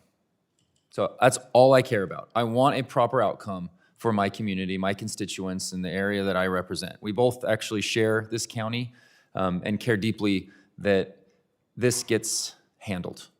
That's it. It's very simple. What is the goal? What is the outcome? The outcome is access, maintenance, and stability for the Bonneville Shoreline Trail. It's one of the most unique elements along the Wasatch Front in our entire region for recreation. We need different sections of this to be continuous. We've done multiple things like this. Representative, when he was in the House, Representative Curtis had done Bonneville Shoreline Trail work. This has always been something that's been collaborative, recognize that there's a need. I believe it is a shared goal and something that we can accomplish here. So a few questions for discussion. Dr. Lytle, is there any laws that prohibit the Forest Service from continuing work on federal land when a proposed land conveyance is being considered by Congress? Congressman, I don't have direct knowledge of all of the laws that might apply, but to my knowledge, no. But we can get back to you with more specific information on that. would it be reasonable for the Forest Service to pull out of ongoing, or would it be normal to pull out of ongoing conversations with a local government as a result of land conveyance being considered? Maybe not yet enacted, but being considered by Congress. Congressman, it is our goal to work hand in hand with the communities in which we exist and where we partner. And in this case, we want to continue to work with the city of Fruit Heights, with the county, to ensure that we can connect the trail through this parcel. And mentioned other experiences with Congress, local, and Forest Service, where we've done that numerous times in our communities. Will you commit the Forest Service to meeting with my office, the City of Fruit Heights, and Davis County to coordinate efforts with this land and sign a memorandum of understanding that creates a clear timeline for work to be completed of this land, regardless of the status of this bill, before it could get signed into law? Congressman, we are more than happy. We look forward to sitting down with your office, with the city, with the county, to work out the details of implementation of a plan for finishing the trail work in this parcel. Whether an MOU is the right mechanism, I can't speak to. There may be other mechanisms that would serve that purpose, but yes, we will absolutely sit down with you, and I commit to that. Our concern is that this isn't just communicate. I think there needs to be something concrete. That's what the concern is here, right? Is that we've got to have this to be concrete, not just because there's threat of legislation. Like this is good legislation. The city has come to us. This is something that they want. I'm ready to move forward with it. This is, I really appreciate the committee for being willing to move this in a good, solid way that has viability. But if we can get this done, like, we're all in as well. And we look forward to being able to finalize those plans. With that, I yield back. The gentleman. Yes, yes, please. Yes, I wanted to ask one more question, Chief, or Doctor. People would take care of the land if they were given custody of that. Would you agree? Congressman, I think that's there's a larger question that you're asking there about the responsibility for public lands. And we are entrusted with the care of the public lands that the Forest Service is entrusted with. And we do our very best to care for those lands. Under conveyances, where those lands may be transferred to another jurisdiction, we will work with those jurisdictions to make sure that that happens well, and that we do this in the right way. I guess my whole point is stewardship is closest to the land, the people to the land, right? You would agree with that?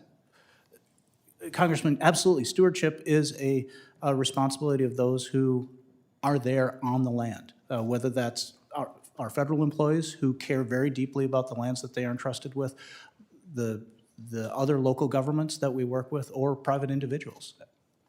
Good. I yield back. Thank you. I'll just briefly end with, like, we're so committed to this, and we appreciate your testimony. I think there is plenty of precedent in our state to be able to get this done. We look forward to working together. And I also support the Women's History Museum. There you go. Does the gentleman yield? Thank you. If there are no further questions, we will now move on to our third and final panel. I'd like to thank the witnesses for their valuable testimony. You are now dismissed. While the clerk resets your witness table, I will remind the witnesses that under committee rules, they must limit their oral statements to 5 minutes, but their entire statement will appear in the hearing record. I'd also like to remind our witnesses of the timing lights, which will turn red at the end of your 5-minute statement, and to please remember to turn on your microphone when you speak. As with the second panel, I will allow all witnesses to testify before member questioning.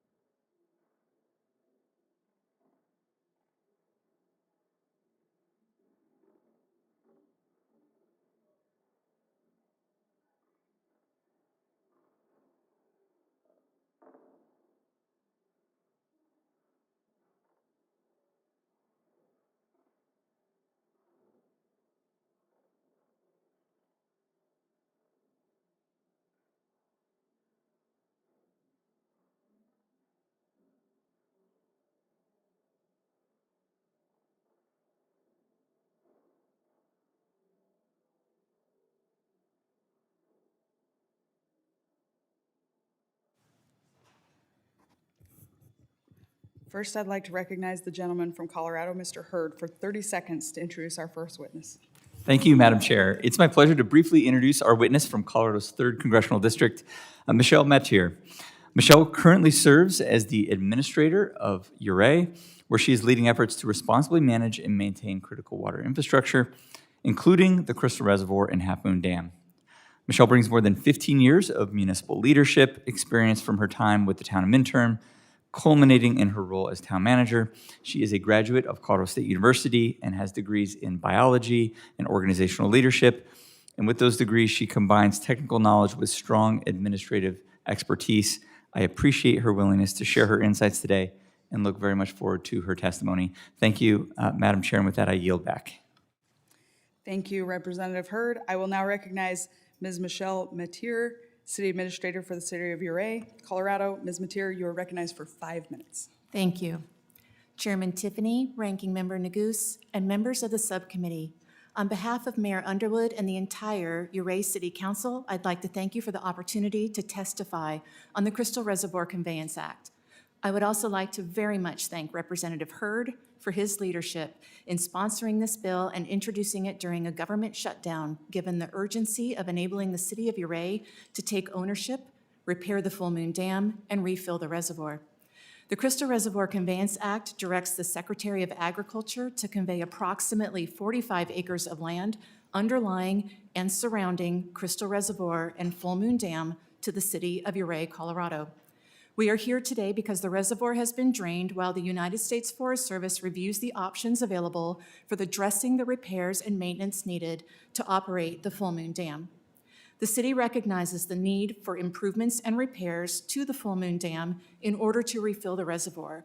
And due to our dependence on the reservoir's storage water, along with other benefits this asset provides, we are uniquely positioned to execute the proper repairs and ongoing maintenance of this facility while simultaneously supporting this asset remaining open and accessible to the public. The benefits of the Crystal Reservoir Conveyance Act include 1, the restoration of local control. 2, the repair and refill of Crystal Reservoir while relieving the United States Forest Service from the burdens of operational costs, maintenance, and liability. While this bill allows for the conveyance to occur at no cost to the city, in exchange, the city will assume all future costs and liability for repairing the Full Moon Dam and refilling the reservoir within the original footprint of the lake. The congressionally directed conveyance is the most efficient and effective way to swiftly restore Crystal Reservoir's function and beauty. The city will work with the State of Colorado, the Division of Water Resources, the Department of Natural Resources, the Design and Dam Safety Engineer, along with the City Works, Public Works, Engineering, and legal teams to implement the repairs at its own expense. The city will take responsibility for all future operations and maintenance of Crystal Reservoir, Full Moon Dam, and associated infrastructure, also at its own expense. 3, restore drought resistance and water security that was lost when Crystal Reservoir was drained. Ownership of Crystal Reservoir will enable the city of Ouray to enhance water security for its residents, improve drought resilience, and implement conservation strategies consistent with the Colorado Water Plan's objectives. Additionally, the city of Ouray currently has decreed water rights for the exchange and storage of Crystal Reservoir through the Red Mountain Ditch. The city needs this augmentation water from Crystal Reservoir to legally and reliably operate its municipal water system under Colorado law, particularly during times of low flow conditions. 4, repair a critical public safety and wildfire response asset where it is needed most. With increasing threats of wildfire in the San Juan Mountains, the reservoir serves a critical role in regional wildfire mitigation. Ouray County Sheriff Justin Perry has expressed the need for this critical resource as follows, quote, "Crystal is a crucial water source for fast, effective fire suppression. To ensure we're prepared for future emergencies, it's imperative that we refill this reservoir and make it a key asset in our wildfire response strategy," unquote. 5, provide permanent protections for free and full public access to the reservoir and adjacent national forest lands. The Crystal Reservoir Conveyance Act includes strict requirements to keep the land as undeveloped, public, open space with free access for fishing and trails in perpetuity. 6, the upstream fen and wetlands ecosystems will be protected from impairment or harm from the operation of the reservoir. 7, the city will safeguard all valid existing rights while prohibiting future development and related conflicts and will return Crystal Reservoir and Full Moon Dam to the status quo conditions and uses enjoyed over the last 90 years. And lastly, the Crystal Reservoir Conveyance Act will satisfy broad and strong local support for the conveyance, repair, and restoration of this resource. We have broad support from the Red Mountain Project proponents that purchased Crystal Reservoir over 2 decades ago. We also have support from local entities, including the Colorado River District, the Ouray County Sheriff's Office and Board of County Commissioners, many neighboring municipalities, as well as watershed, trail, and historical organizations. I would especially like to thank Ouray County Commissioner Lynn Padgett for her support of this conveyance, including joining us here today. This concludes my testimony, and I'm happy to answer questions from the committee. Thank you. Thank you, Ms. Mateer. I will now recognize Mr. Moore from Utah for 30 seconds to introduce his witness. Thank you, Chairwoman. I'm honored, and one of my favorite things to be able to introduce local officials in these hearings. Darren Fransden is the Fruit Heights City Manager. He has had a little bit of time in public service, previously as City Works Director, and has been working for the city for, I believe, over 30 years. Brings a wealth of knowledge, and I look forward to your testimony. Thank you for being here, Mr. Franzen. Thank you, Mr. Moore. I will now recognize Mr. Darren Franzen, City Manager of Fruit Heights City, Utah. Mr. Franzen, you are recognized for 5 minutes. Chair and Ranking Member Negos and honorable members of the Subcommittee on the Federal Lands, thank you for inviting me to testify for Fruit Heights City's Land Conveyance Act. I appreciate Congressman Blake Moore and his office for their continued work and support on this legislation. My name is Darren Franzen. I have worked for Fruit Heights City since 1993, beginning in the Parks Department, later serving as Public Works Director, and for the past 2 years as City Manager. Fruit Heights is a small bedroom community of approximately 6,000 residents and is nearly 97% built out. The city is located in Davis County, Utah, approximately 20 miles north of Salt Lake City. It is situated along the east bench of the Wasatch Mountain, commonly known or referred to as the Wasatch Front, and is directly adjacent to a critical yet partially unconstructed gap in the Bonneville Shoreline Trail, the BST. In 2023, Fruit Heights began to explore opportunities to add additional recreational trails to those that have already been built. One of these trails is known as the Fruit Loops mountain bike trails. The Fruit Loops are used by local high school mountain bike teams for training and competitions, families, recreation biking groups, and riders of all ages and skill levels. The Fruit Loops have become a popular destination, not only from surrounding communities, but all of Davis County. I personally have talked to families that had heard about the Fruit Loops and came to see and ride Fruit Loops from Idaho.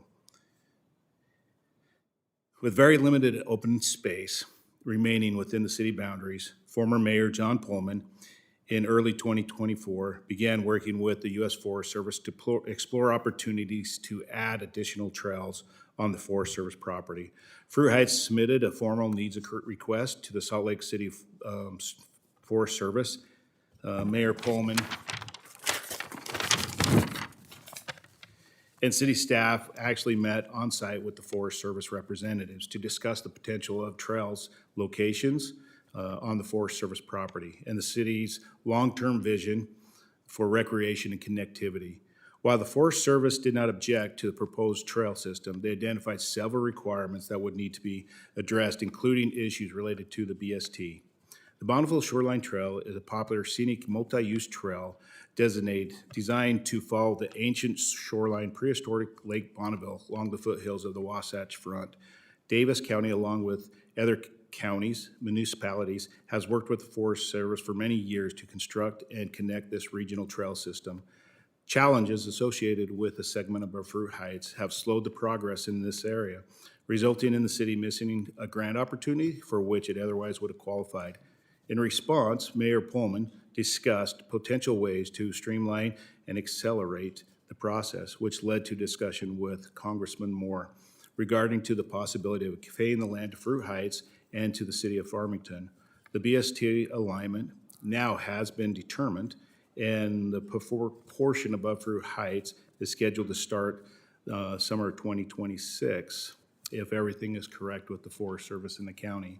Fruit Heights supports the building of the BST and appreciates all the work that Davis County and the Forest have done to this point. The goal of this land conveyance is to preserve undeveloped open space that will remain protected from development, provide recreational opportunities for Fruit Heights residents and surrounding communities. By building additional trails, connecting the cities of Farmington, Fruit Heights, and Kaysville to the Von Oil Shoreline Trail, supporting local schools through accessible trail systems, and encourage residents to engage in outdoor activities. Fruit Heights is committed to expanding recreational opportunities for residents and visitors. Communities that promote outdoor activity and access to recreation can experience improved public health outcomes and reduce long-term health costs. By preserving open space and developing accessible trail systems, Fruit Heights seeks to create a lasting benefit for its residents and for the Wasatch Front as a whole. Thank you for your time and your consideration, and I am available for questions you'll have for me. Thank you. Thank you, Mr. Franzen. I'd now like to recognize Mr. Chris Ham, President of Orange County Firefighters IAFF Local 3631. Mr. Ham, you're recognized for 5 minutes. Good afternoon, Ms. Malloy and subcommittee members. Thank you for this opportunity to testify today. My name is Chris Ham. I'm a fire captain, and I have the honor of being the president of Orange County Professional Firefighters, representing 1,200 men and women that serve 23 cities, the county unincorporated area, state and federal lands, including areas that border the Cleveland National Forest. In Southern California, the line between wildland and the built space is no longer a line. It is a blur. Our homes, schools, hospitals, and critical infrastructure sit directly against shrublands, canyons, and federal forest. So what starts as a brush fire on a slope becomes an urban problem in minutes. The coastal fire in Laguna Niguel in May of 22 is a clear example of this. A rapidly moving brush fire outside our typical fire season and without significant winds ignited a dry coastal vegetation. It burned roughly 200 acres, destroyed 20 homes, valued at nearly $200 million, while damaging at least a dozen more, all in a community in South Orange County that the layperson would characterize as a suburban community. To make matters worse, this community had defensible space and was built with strict wildfire construction codes. Those homes were not remote cabins. They were multi-million-dollar residents in a dense coastal community with steep slopes and limited ways out. High localized wind, drought-stressed brush, and invasive grasses allowed that fire to run quickly up canyon walls and into backyards. Overwhelming, well-prepared, defensible space and pre-positioned hose lines. Subsequent investigations have tied the ignition to electrical equipment, showing how quickly a spark in the wildland urban interface can translate into a mass evacuation event with families fleeing for their lives. Thanks to the rapid response and hard work of our firefighters, no deaths were attributed to this incident. We saw the other side of this problem with the airport fire, adjacent to the Cleveland National Forest, on September 2024, and ultimately burned 23,000 acres across Orange and Riverside counties, primarily under the jurisdiction of the Cleveland National Forest. That fire threatened and destroyed homes in communities like El Carrizo Village, Deckert Canyon, and burned through recreational cabins on federal lands, and forced long-term closures in Trabuco Ranger District to protect public safety because of hazards like unstable slopes, damaged roads, and tree fall risk. That forest now is kept under much of that burn scar closed in 2026. From a firefighter's perspective, there's a fundamental operational difference between fast-moving fires in light flashy fuels and fires burning in heavy timber and large 10,000-hour fuels.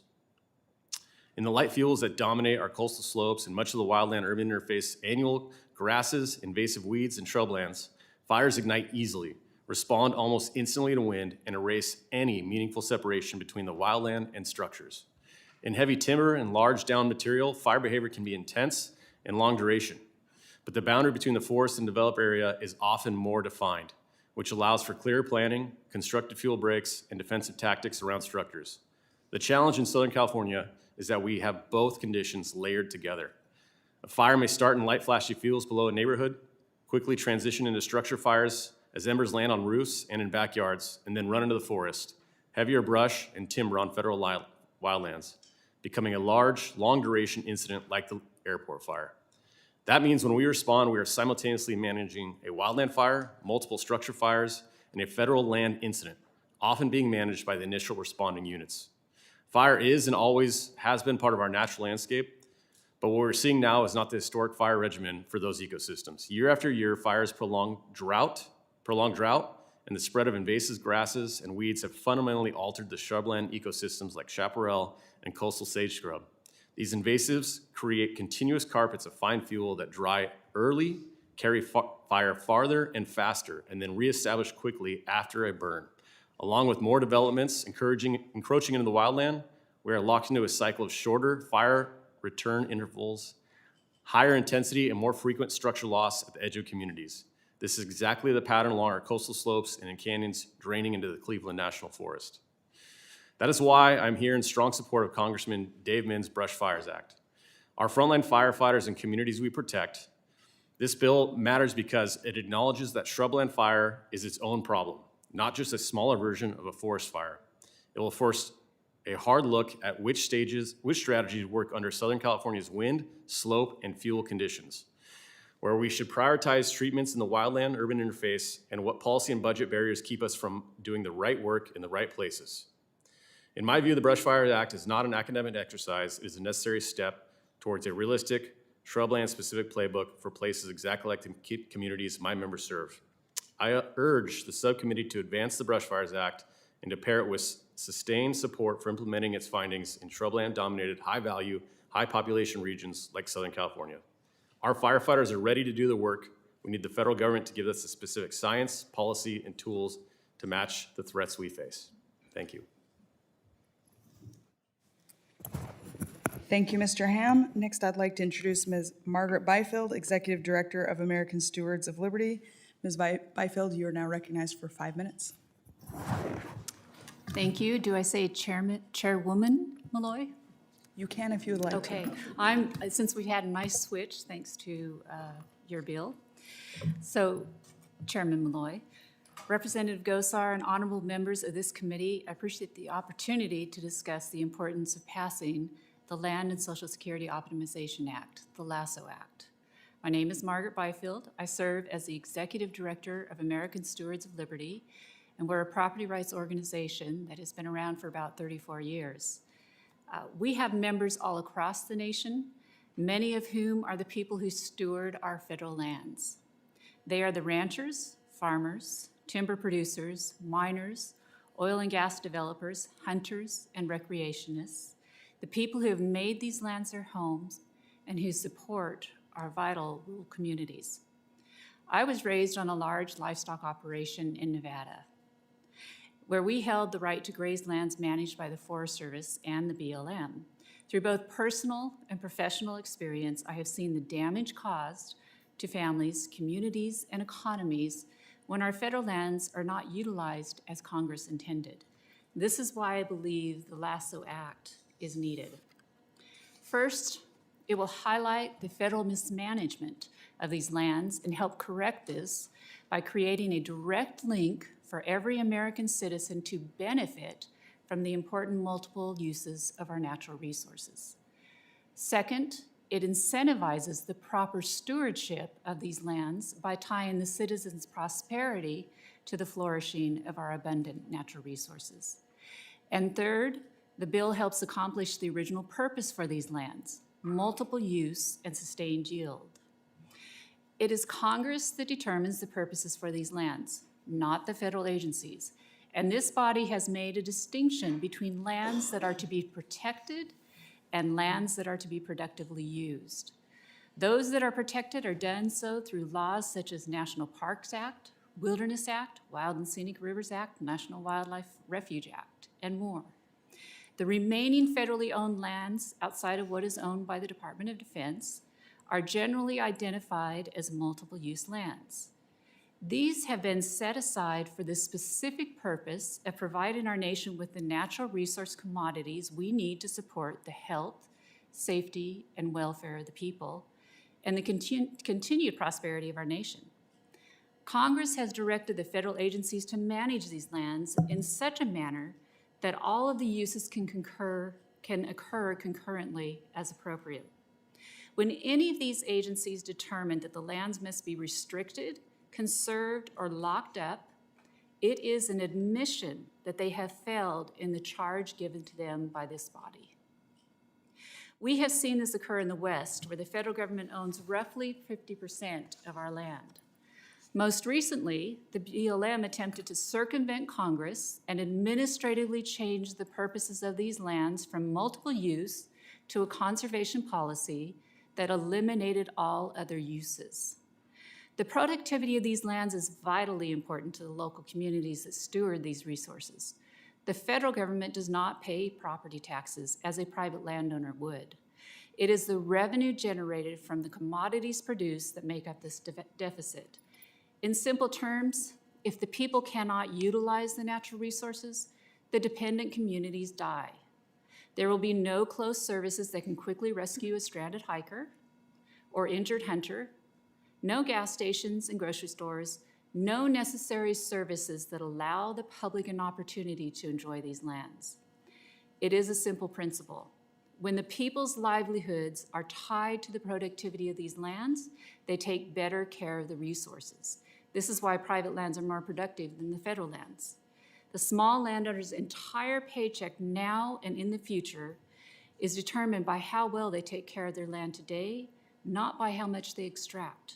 They must steward their properties so that it continues to produce resources well into the future. That land is a small landowner's 401k retirement plan, and it's what they leave to their children. In the same way, the Lasso Act ties every citizen's future Social Security retirement funds to the productivity of our federal lands. It creates an intrinsic motivation for all of us to support actions that foster better stewardship of these lands. This brings us back to the reason we need the Lasso Act. It also allows Americans to directly benefit from the productivity of these lands as a part of their retirement. I was going to close with a story, but I think I'm going to run out of time. So let me just conclude. The Lasso Act, I think, is just a really smart approach that ties together everything that we should be driving from these federal lands and lets everybody benefit from them. Thank you, Ms. Byfield, for your testimony. Now I'd like to recognize Ms. Jane Abraham, former chair of the American Museum of Women's History Congressional Commission. Ma'am, you have 5 minutes. Mr. Chairman, Mr. Ranking Member, and members of the committee, thank you for inviting me to join you here today. This committee is being asked to approve a narrow land transfer necessary to carry out a decision Congress has already made and the Smithsonian has already validated. I proudly stand in support of House Resolution 1329 to permit the Smithsonian American Women's History Museum to be located within the reserve of the National Mall and to transfer the land to the Smithsonian for that use. While I currently serve as co-chair of the Advisory Council for the Smithsonian American Women's History Museum, I have personally been involved with the creation and establishment of the museum for over a decade. In 2014, I was Senator McConnell's appointee to the American Women's History Museum Congressional Commission, impaneled to determine the feasibility of establishing a women's history museum and recommend a pathway forward if we concluded such an institution should be established. That bipartisan commission was composed of 8 women from different professions, regions, and backgrounds, and I was elected as chair. I often tell the story of the first time the 8 of us met. Given that we were selected in a political setting with 4 of us Republican and 4 of us Democrat, you might say we were all a bit apprehensive about the situation. Well, that lasted about 10 minutes. As we went around the room to introduce ourselves and articulate why each of us had agreed to this assignment, it became clear that there was far more that connected us than divided us. We all envisioned a place that represented everyone and shined a light on the many roles and accomplishments of women that no one knew about. So we simply kicked politics to the side, rolled up our sleeves, and got to work. After 18 months of work, the commission unanimously recommended that such a museum was needed and should be part of the Smithsonian. The commission focused much of its effort on determining where this museum should be located. We established a list of 10 key criteria on which to evaluate potential sites, including location, private and public funding attractiveness, visitor attractiveness, and public transportation access. We did an extensive review of dozens of potential sites, including reuse and off-mall sites, but determined that the South Monument site met the Commission's criteria and desire for a prominent location on the mall as one of our preferred sites. Since Congress passed the legislation establishing the museum and President Trump signed it into law, there has been a groundswell of bipartisan support from women and men throughout the country, and already over $71 million has been raised. While great progress is being made in terms of raising private funds and generating support for the museum, congressional approval is needed for the land to build the physical museum. In 2022, after a rigorous process examining over 24 locations, the Smithsonian Board of Regents recommended the South Monument site as the optimal location for the museum. Each year, millions of visitors come to the National Mall to learn about the past and present of our nation. This location and a new structure are paramount to ensuring the success of the museum. Just as importantly, it is where women should be represented, at the forefront of history, on America's front lawn, illuminating their stories in an originally designed building that reflects the spirit, essence, and strength of American women. This bill is needed to transfer this land to the Smithsonian. I want to thank Representative Malliotakis for sponsoring this legislation and Representatives Chu, De La Cruz, and Dingell for being original co-sponsors, as well as the other co-sponsors, including several of you on this committee. The bipartisan list of 230 co-sponsors is testimony to the widespread support this museum has throughout the country and the commitment for it to be built on the National Mall. In closing, I'd like to emphasize the following points. First, this is not authorizing legislation for the museum. Congress has already authorized it. And second, this is not appropriation legislation. There's no request for funding in this bill. This legislation's purpose is to allow the museum to have a home, to be built on the National Mall alongside many other Smithsonian buildings, accessible to visitors from all over the world. We urge Congress to support this legislation and provide us with a site that can serve as the primary repository of America's artifacts, stories, and memories of the contributions that American women have made to this country's founding and its experiences since. I appreciate the opportunity to testify today. I encourage unanimous support for this legislation, and I would be happy to answer any questions. Thank you for your testimony, Ms. Abraham, and thank you for all the work that you've put into this over the years. It's greatly appreciated. We're going to move on to questions. I'm going to start out with a couple questions. Ms. Byfield, I have a question in regards to the LASSO Act. Do you think it effectively incentivizes, I think something you cited, to make our public lands more productive? Yeah, absolutely. I think the more we can get the people tied, the people involved in the policy outcomes, the more we're going to see better stewardship of the land and productivity of the land. I mean, this is just a core principle of stewardship. And Representative Gosar alluded to it earlier in his questions. And do you believe it leads to better management of our federal lands? Because we've seen some of our federal lands that have really just went into disrepair. And it's one of the objections that I've had is that, before buying more land, as the federal government has contemplated, it's much like a homeowner whose roof is leaking. Why would you buy another home next to you if you can't take care of what you have now? Doesn't this incentivize better management of our federal lands? Absolutely. I think if you trim the federal agency's budget, it's going to create more efficiencies. And let me give you an example, a real-life example. Two summers ago, we were in Jackson Hole with the Western Caucus, and the Forest Service drove us by land outside of Jackson that they wanted to purchase, or the government wanted to purchase, for $100 million.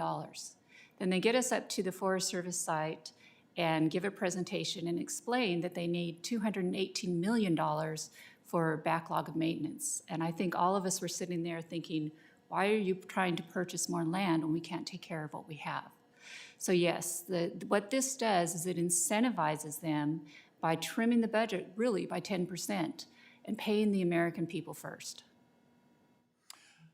Thank you for that, and I yield back, and I now recognize the author of the LASSO Act, Mr. Gosar, for his questions. Ms. Byfield, we're going to kind of go down memory lane as a state, okay? So can you describe what is in the equal footing clause? Well, the equal footing means that the states, as they came into the union, should be on equal footing with the other states. They should have been able to own their land. Right, and there you go. That's what I was after. Now, how has the government actually rewarded that? They gave us PILT and secure rural schools, right? It's pennies on the dollar that they promised us, right? Say that again? It's pennies on the dollar, what they promised, right? Yes, that never comes close to actually paying for what they should be paid, and they're never fully authorized. Unbelievable. It is unbelievable. So now, where does the multiple use doctrine originate? It's not a new concept, is it? And is it mandatory? Yes, it is mandatory. Taylor Grazing Act is really the one that brought that forward, although it was a concept long before that. Some say the Lasso Act only benefits energy development. Under the multiple use doctrine of FLPMA, what other ways can these public lands be used? Well, so multiple use, the brilliance of that concept is that a rancher can be grazing the land at the same time the miner can be using that land and mining it, and oil and gas can be produced, and timber can be harvested, all in the same piece of land, as well as recreationists have access to it.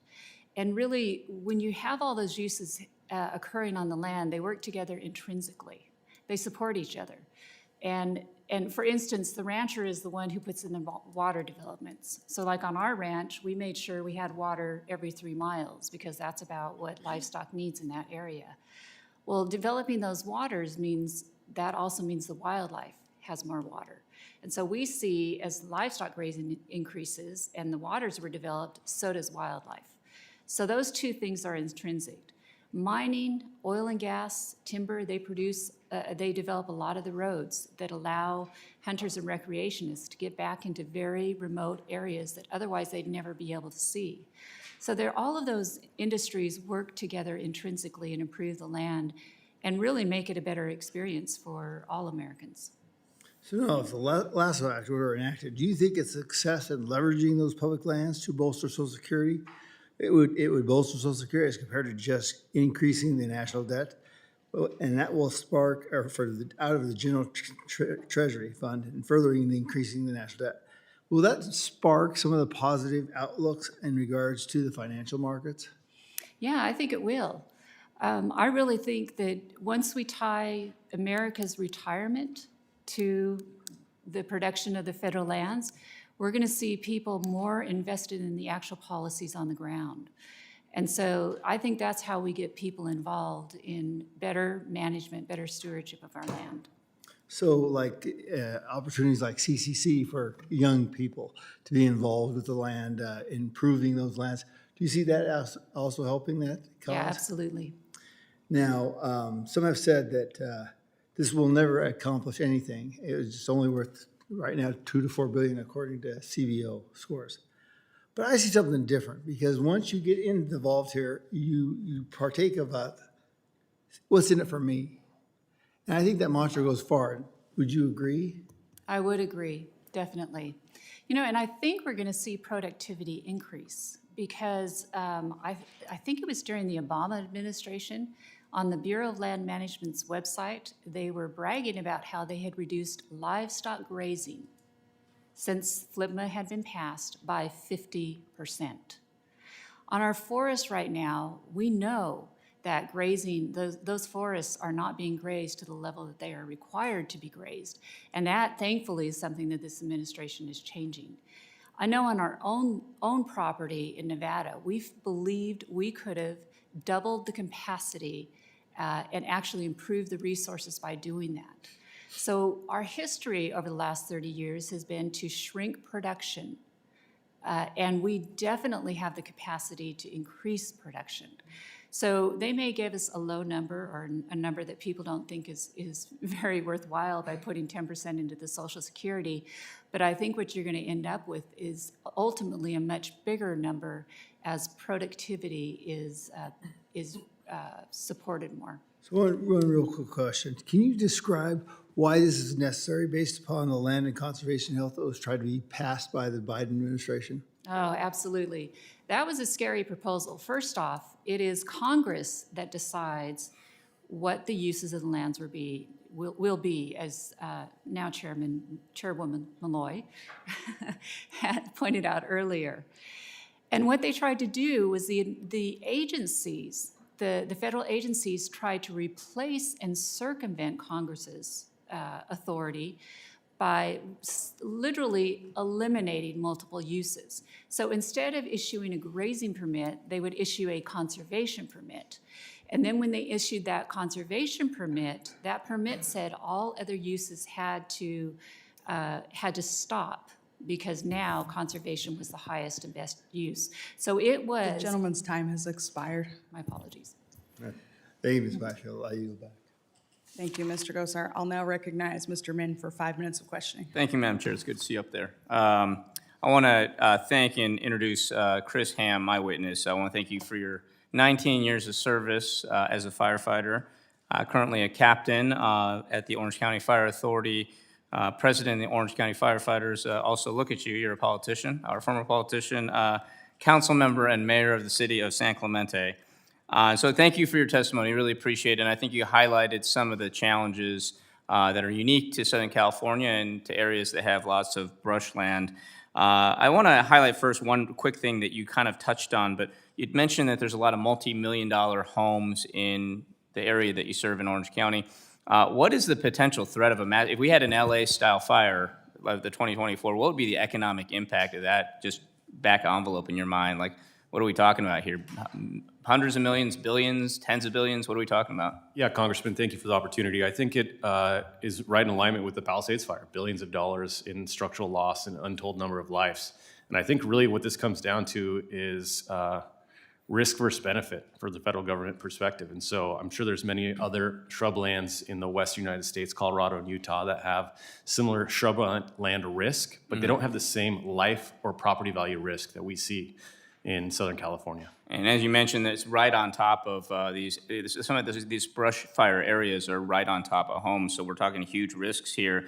And an ounce of prevention, as they say, is worth a pound of cure. So a little bit of money invested up front is probably worth it. Now, you touched on this a little bit, but I just wanted you to elaborate. From a firefighter's perspective, what makes the wildfires in Southern California so challenging to prevent and control?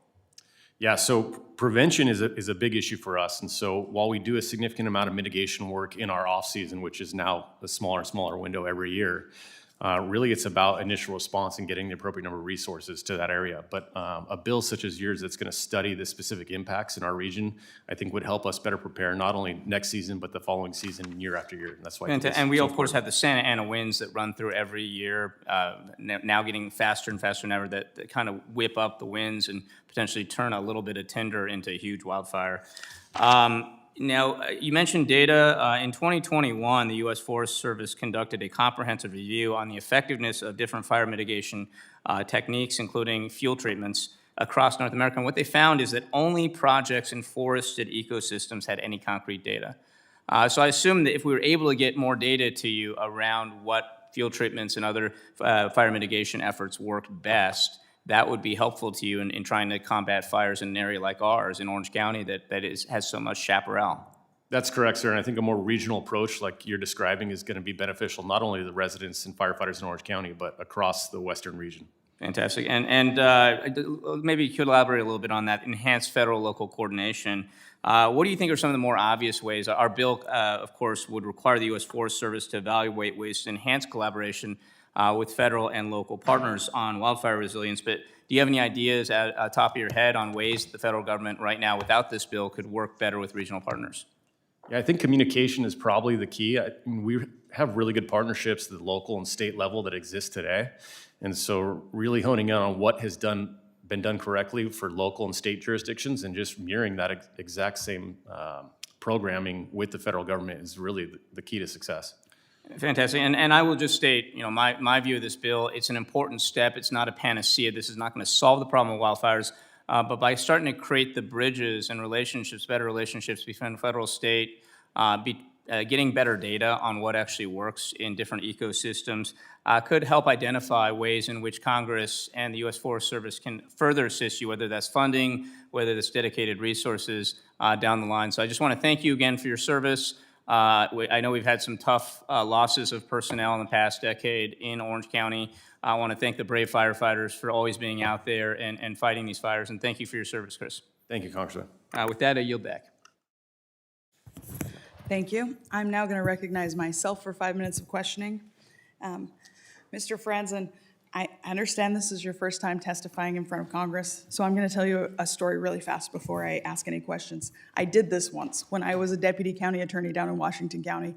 I came and testified before this committee. Rob Bishop was in this seat. I was in your seat. And I was really nervous about the questioning part. I didn't want a bunch of members of Congress grilling me. And until they started asking me questions, and I realized I was the most prepared person in the room. So you can relax. This is going to be really easy. You're also the smartest guy in the room on this topic. We're talking about working with the Forest Service to make sure we can finish the Bonneville Shoreline Trail through Fruit Heights and Davis County. Has the Forest Service consistently met with Fruit Heights to make sure that they're meeting your needs as far as being able to take next steps towards completing the trail? So I would have to say that the county, Davis County, has been the big push on the Bonneville Shoreline Trail and has worked with the Forest Service for multiple years, trying to get that trail finished through Davis County, through their NEPA study, through the alignment. And Fruit Heights was a very challenging place with crossings going over a couple canyons and having to have bridges and those kind of things. When we did meet with the Forest for the first time, we were actually wanting to add additional trails. We have our current trails that are used, to the max. And we wanted to be able to spread that out and give more recreation opportunities to everybody who goes up there and uses those trails and connect the communities together. Because we have surrounding communities that are right next to us, and that's their access to the trails from Kaysville to Farmington. And so as we started that process, it just was like, well, your part of this is kind of not the priority. The priority is the Bonneville Shoreline Trail. Well, where's that at? Well, we're working on it. And it just never seemed to be moving. Even with the county, it just didn't seem to be moving. Our previous mayor said, well, we got to streamline things and we got to do things. And that's when we contacted Blake Moore's office, and it did. It accelerated things, I believe, to where I was invited to a meeting last Friday before I left with the Forest Service and the county, and they now have said, hey, the alignment's approved.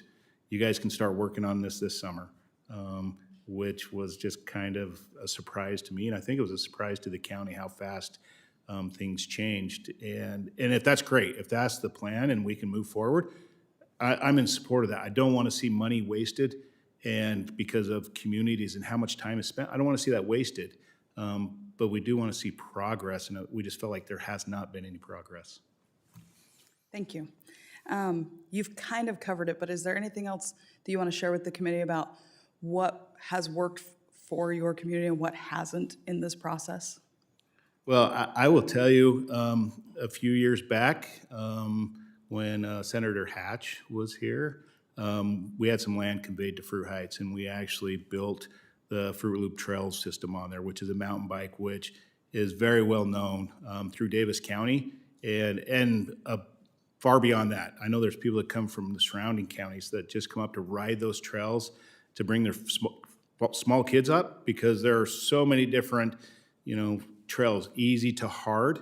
And I know the mountain bike teams from the high schools use that trail, and they're always looking for more places to ride because there is so much use there. We have multiple volunteers that help come up and keep the garbage cleaned up, keep the trails in good condition. And one great thing about that is the local youth have a buy-in to the trail system. And they want to be there, and they want to make sure it stays clean. They make their own schedule where they set up service projects. They come up and pick all the garbage up and make sure things are still looking nice. And it's just a community that loves to do those kind of things because of the access, and we just want to see that continue.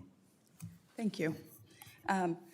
Ms. Byfield, good to see you. I had to cut you off earlier. I have 20 seconds left. Do you want to finish your answer about the conservation rule and why that would be detrimental?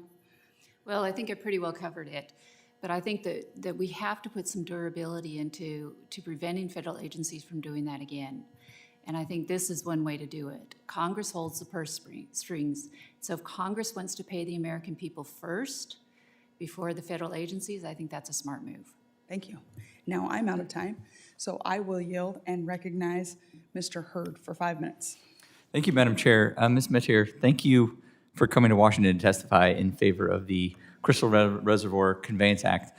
I also want to thank Uray County Commissioner Lynn Padgett for being here today as well. I remember the city and county actually pulling me out on a freezing winter morning to look at this site, and it really clarified what was at stake here, and I appreciate it's a testament to your persistence with respect to this bill, so thank you for being here. Can you walk, Ms. Metier, can you walk the committee through the city's plan to finance, repair, and maintain the Full Moon Dam and confirm that the city is prepared to assume full long-term responsibility for this liability? Thank you, Congressman Hurd, for your question. Yes, so the city has done a fiscal review of where we're at in the ability to, first and foremost, make the repairs necessary and then manage the facility moving forward. So with that, after an analysis of our water rights portfolio, we're able to conduct some of these repairs through our general fund. Our general fund is through, of course, property and sales tax that contribute, and with that, we have over a 6-month reserve right now for operating in our general fund. So we feel very prepared to take on these expenses. In addition, in order to know what those expenses look like, we've already started talking with some geotechnical and civil engineers who have done an initial review, although without a conveyance, we don't want to go too far down that road, of what some of those pieces of repairs could look like. It's looking like they're all quite manageable from a city perspective and well within our scope and ability. So once a conveyance is conducted, we would look to start that process pretty much ASAP, knowing that we would still need to work with the Secretary of Agriculture to fully execute that conveyance. Great, thank you for that. Can you tell me what specific risks the city of Uray faces without Crystal Reservoir, particularly during wildfire season and low flow periods? How would local ownership improve response capability? Absolutely, and having a fire expert here, I will acknowledge I'm a little out of my expertise on that front. However, we, as a local story of ours, had a wildfire this last summer. It was very close in proximity to Crystal Reservoir. However, we were not able to use the bucket of water that Crystal Reservoir could have provided to put that fire out because it had been drained.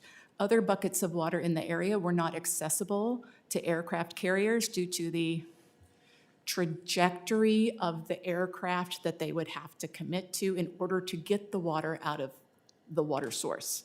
Again, not technical. So I will say from a wildfire perspective, we've also had our emergency manager, Glenn Boyd, who has identified this is a key aspect in us being able to really hit those hard to reach places that the San Juan Mountains create with their geography. Yeah. Very good.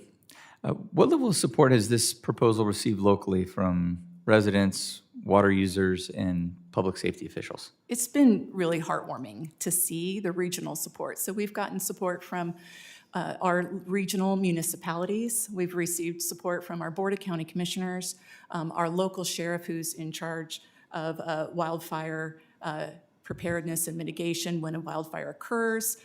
We've also received support from the Colorado River District, which is a big piece. I know, we're here in DC, but in Colorado, that's a big piece of that for our area. And so with that, we feel very strongly that there's a lot of regional support in order to get this done, and the city of Uray is ready to take that on.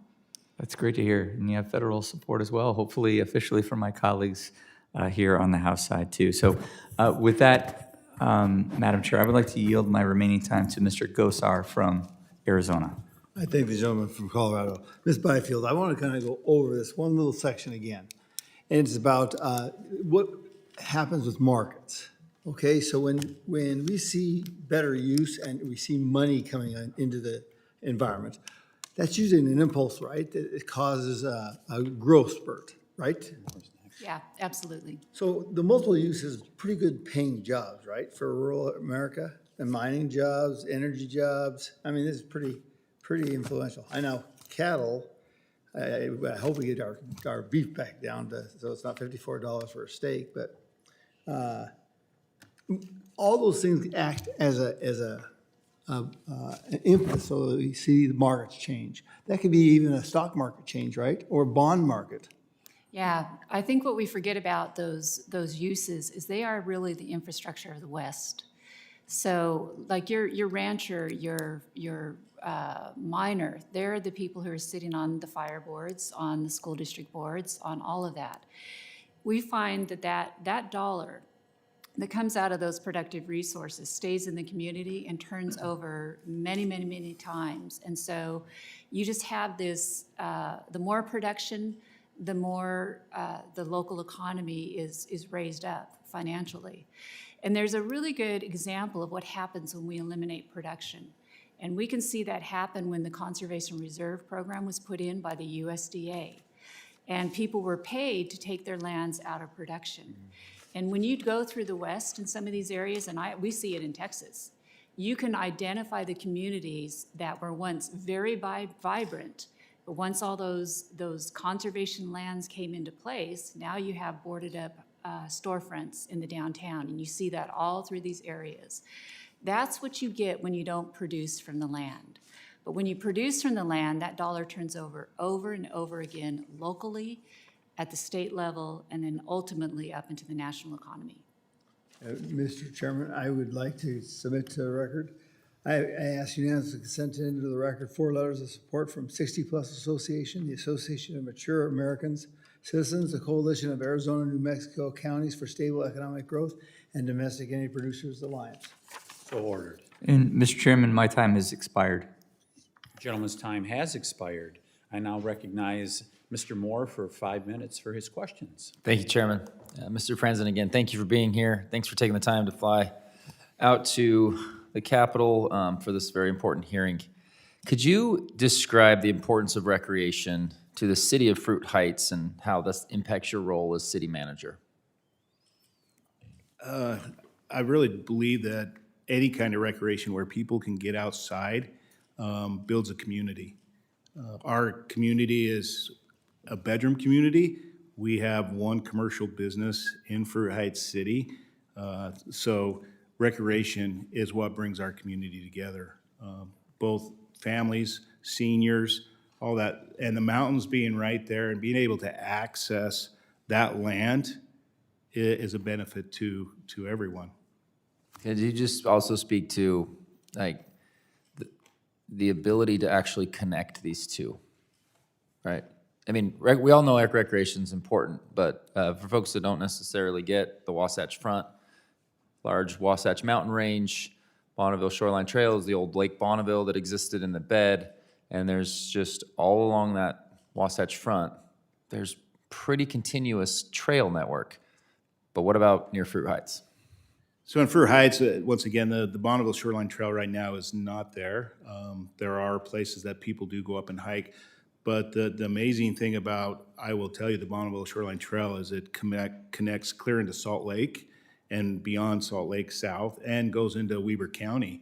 And Weber County has a lot of that trail that is built, which Davis County would tie into, but it just creates miles of recreation where people can see honestly how beautiful Utah is.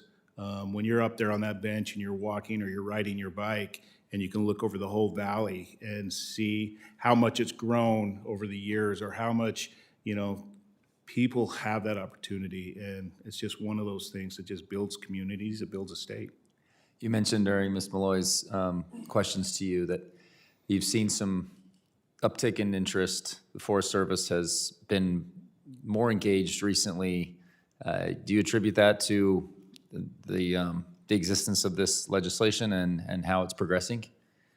I will tell you, I was really surprised when I got called into the meeting last week and just, the Forest Service was there. I was excited that they were moving forward because for 2 years, we had not heard anything as far as contact.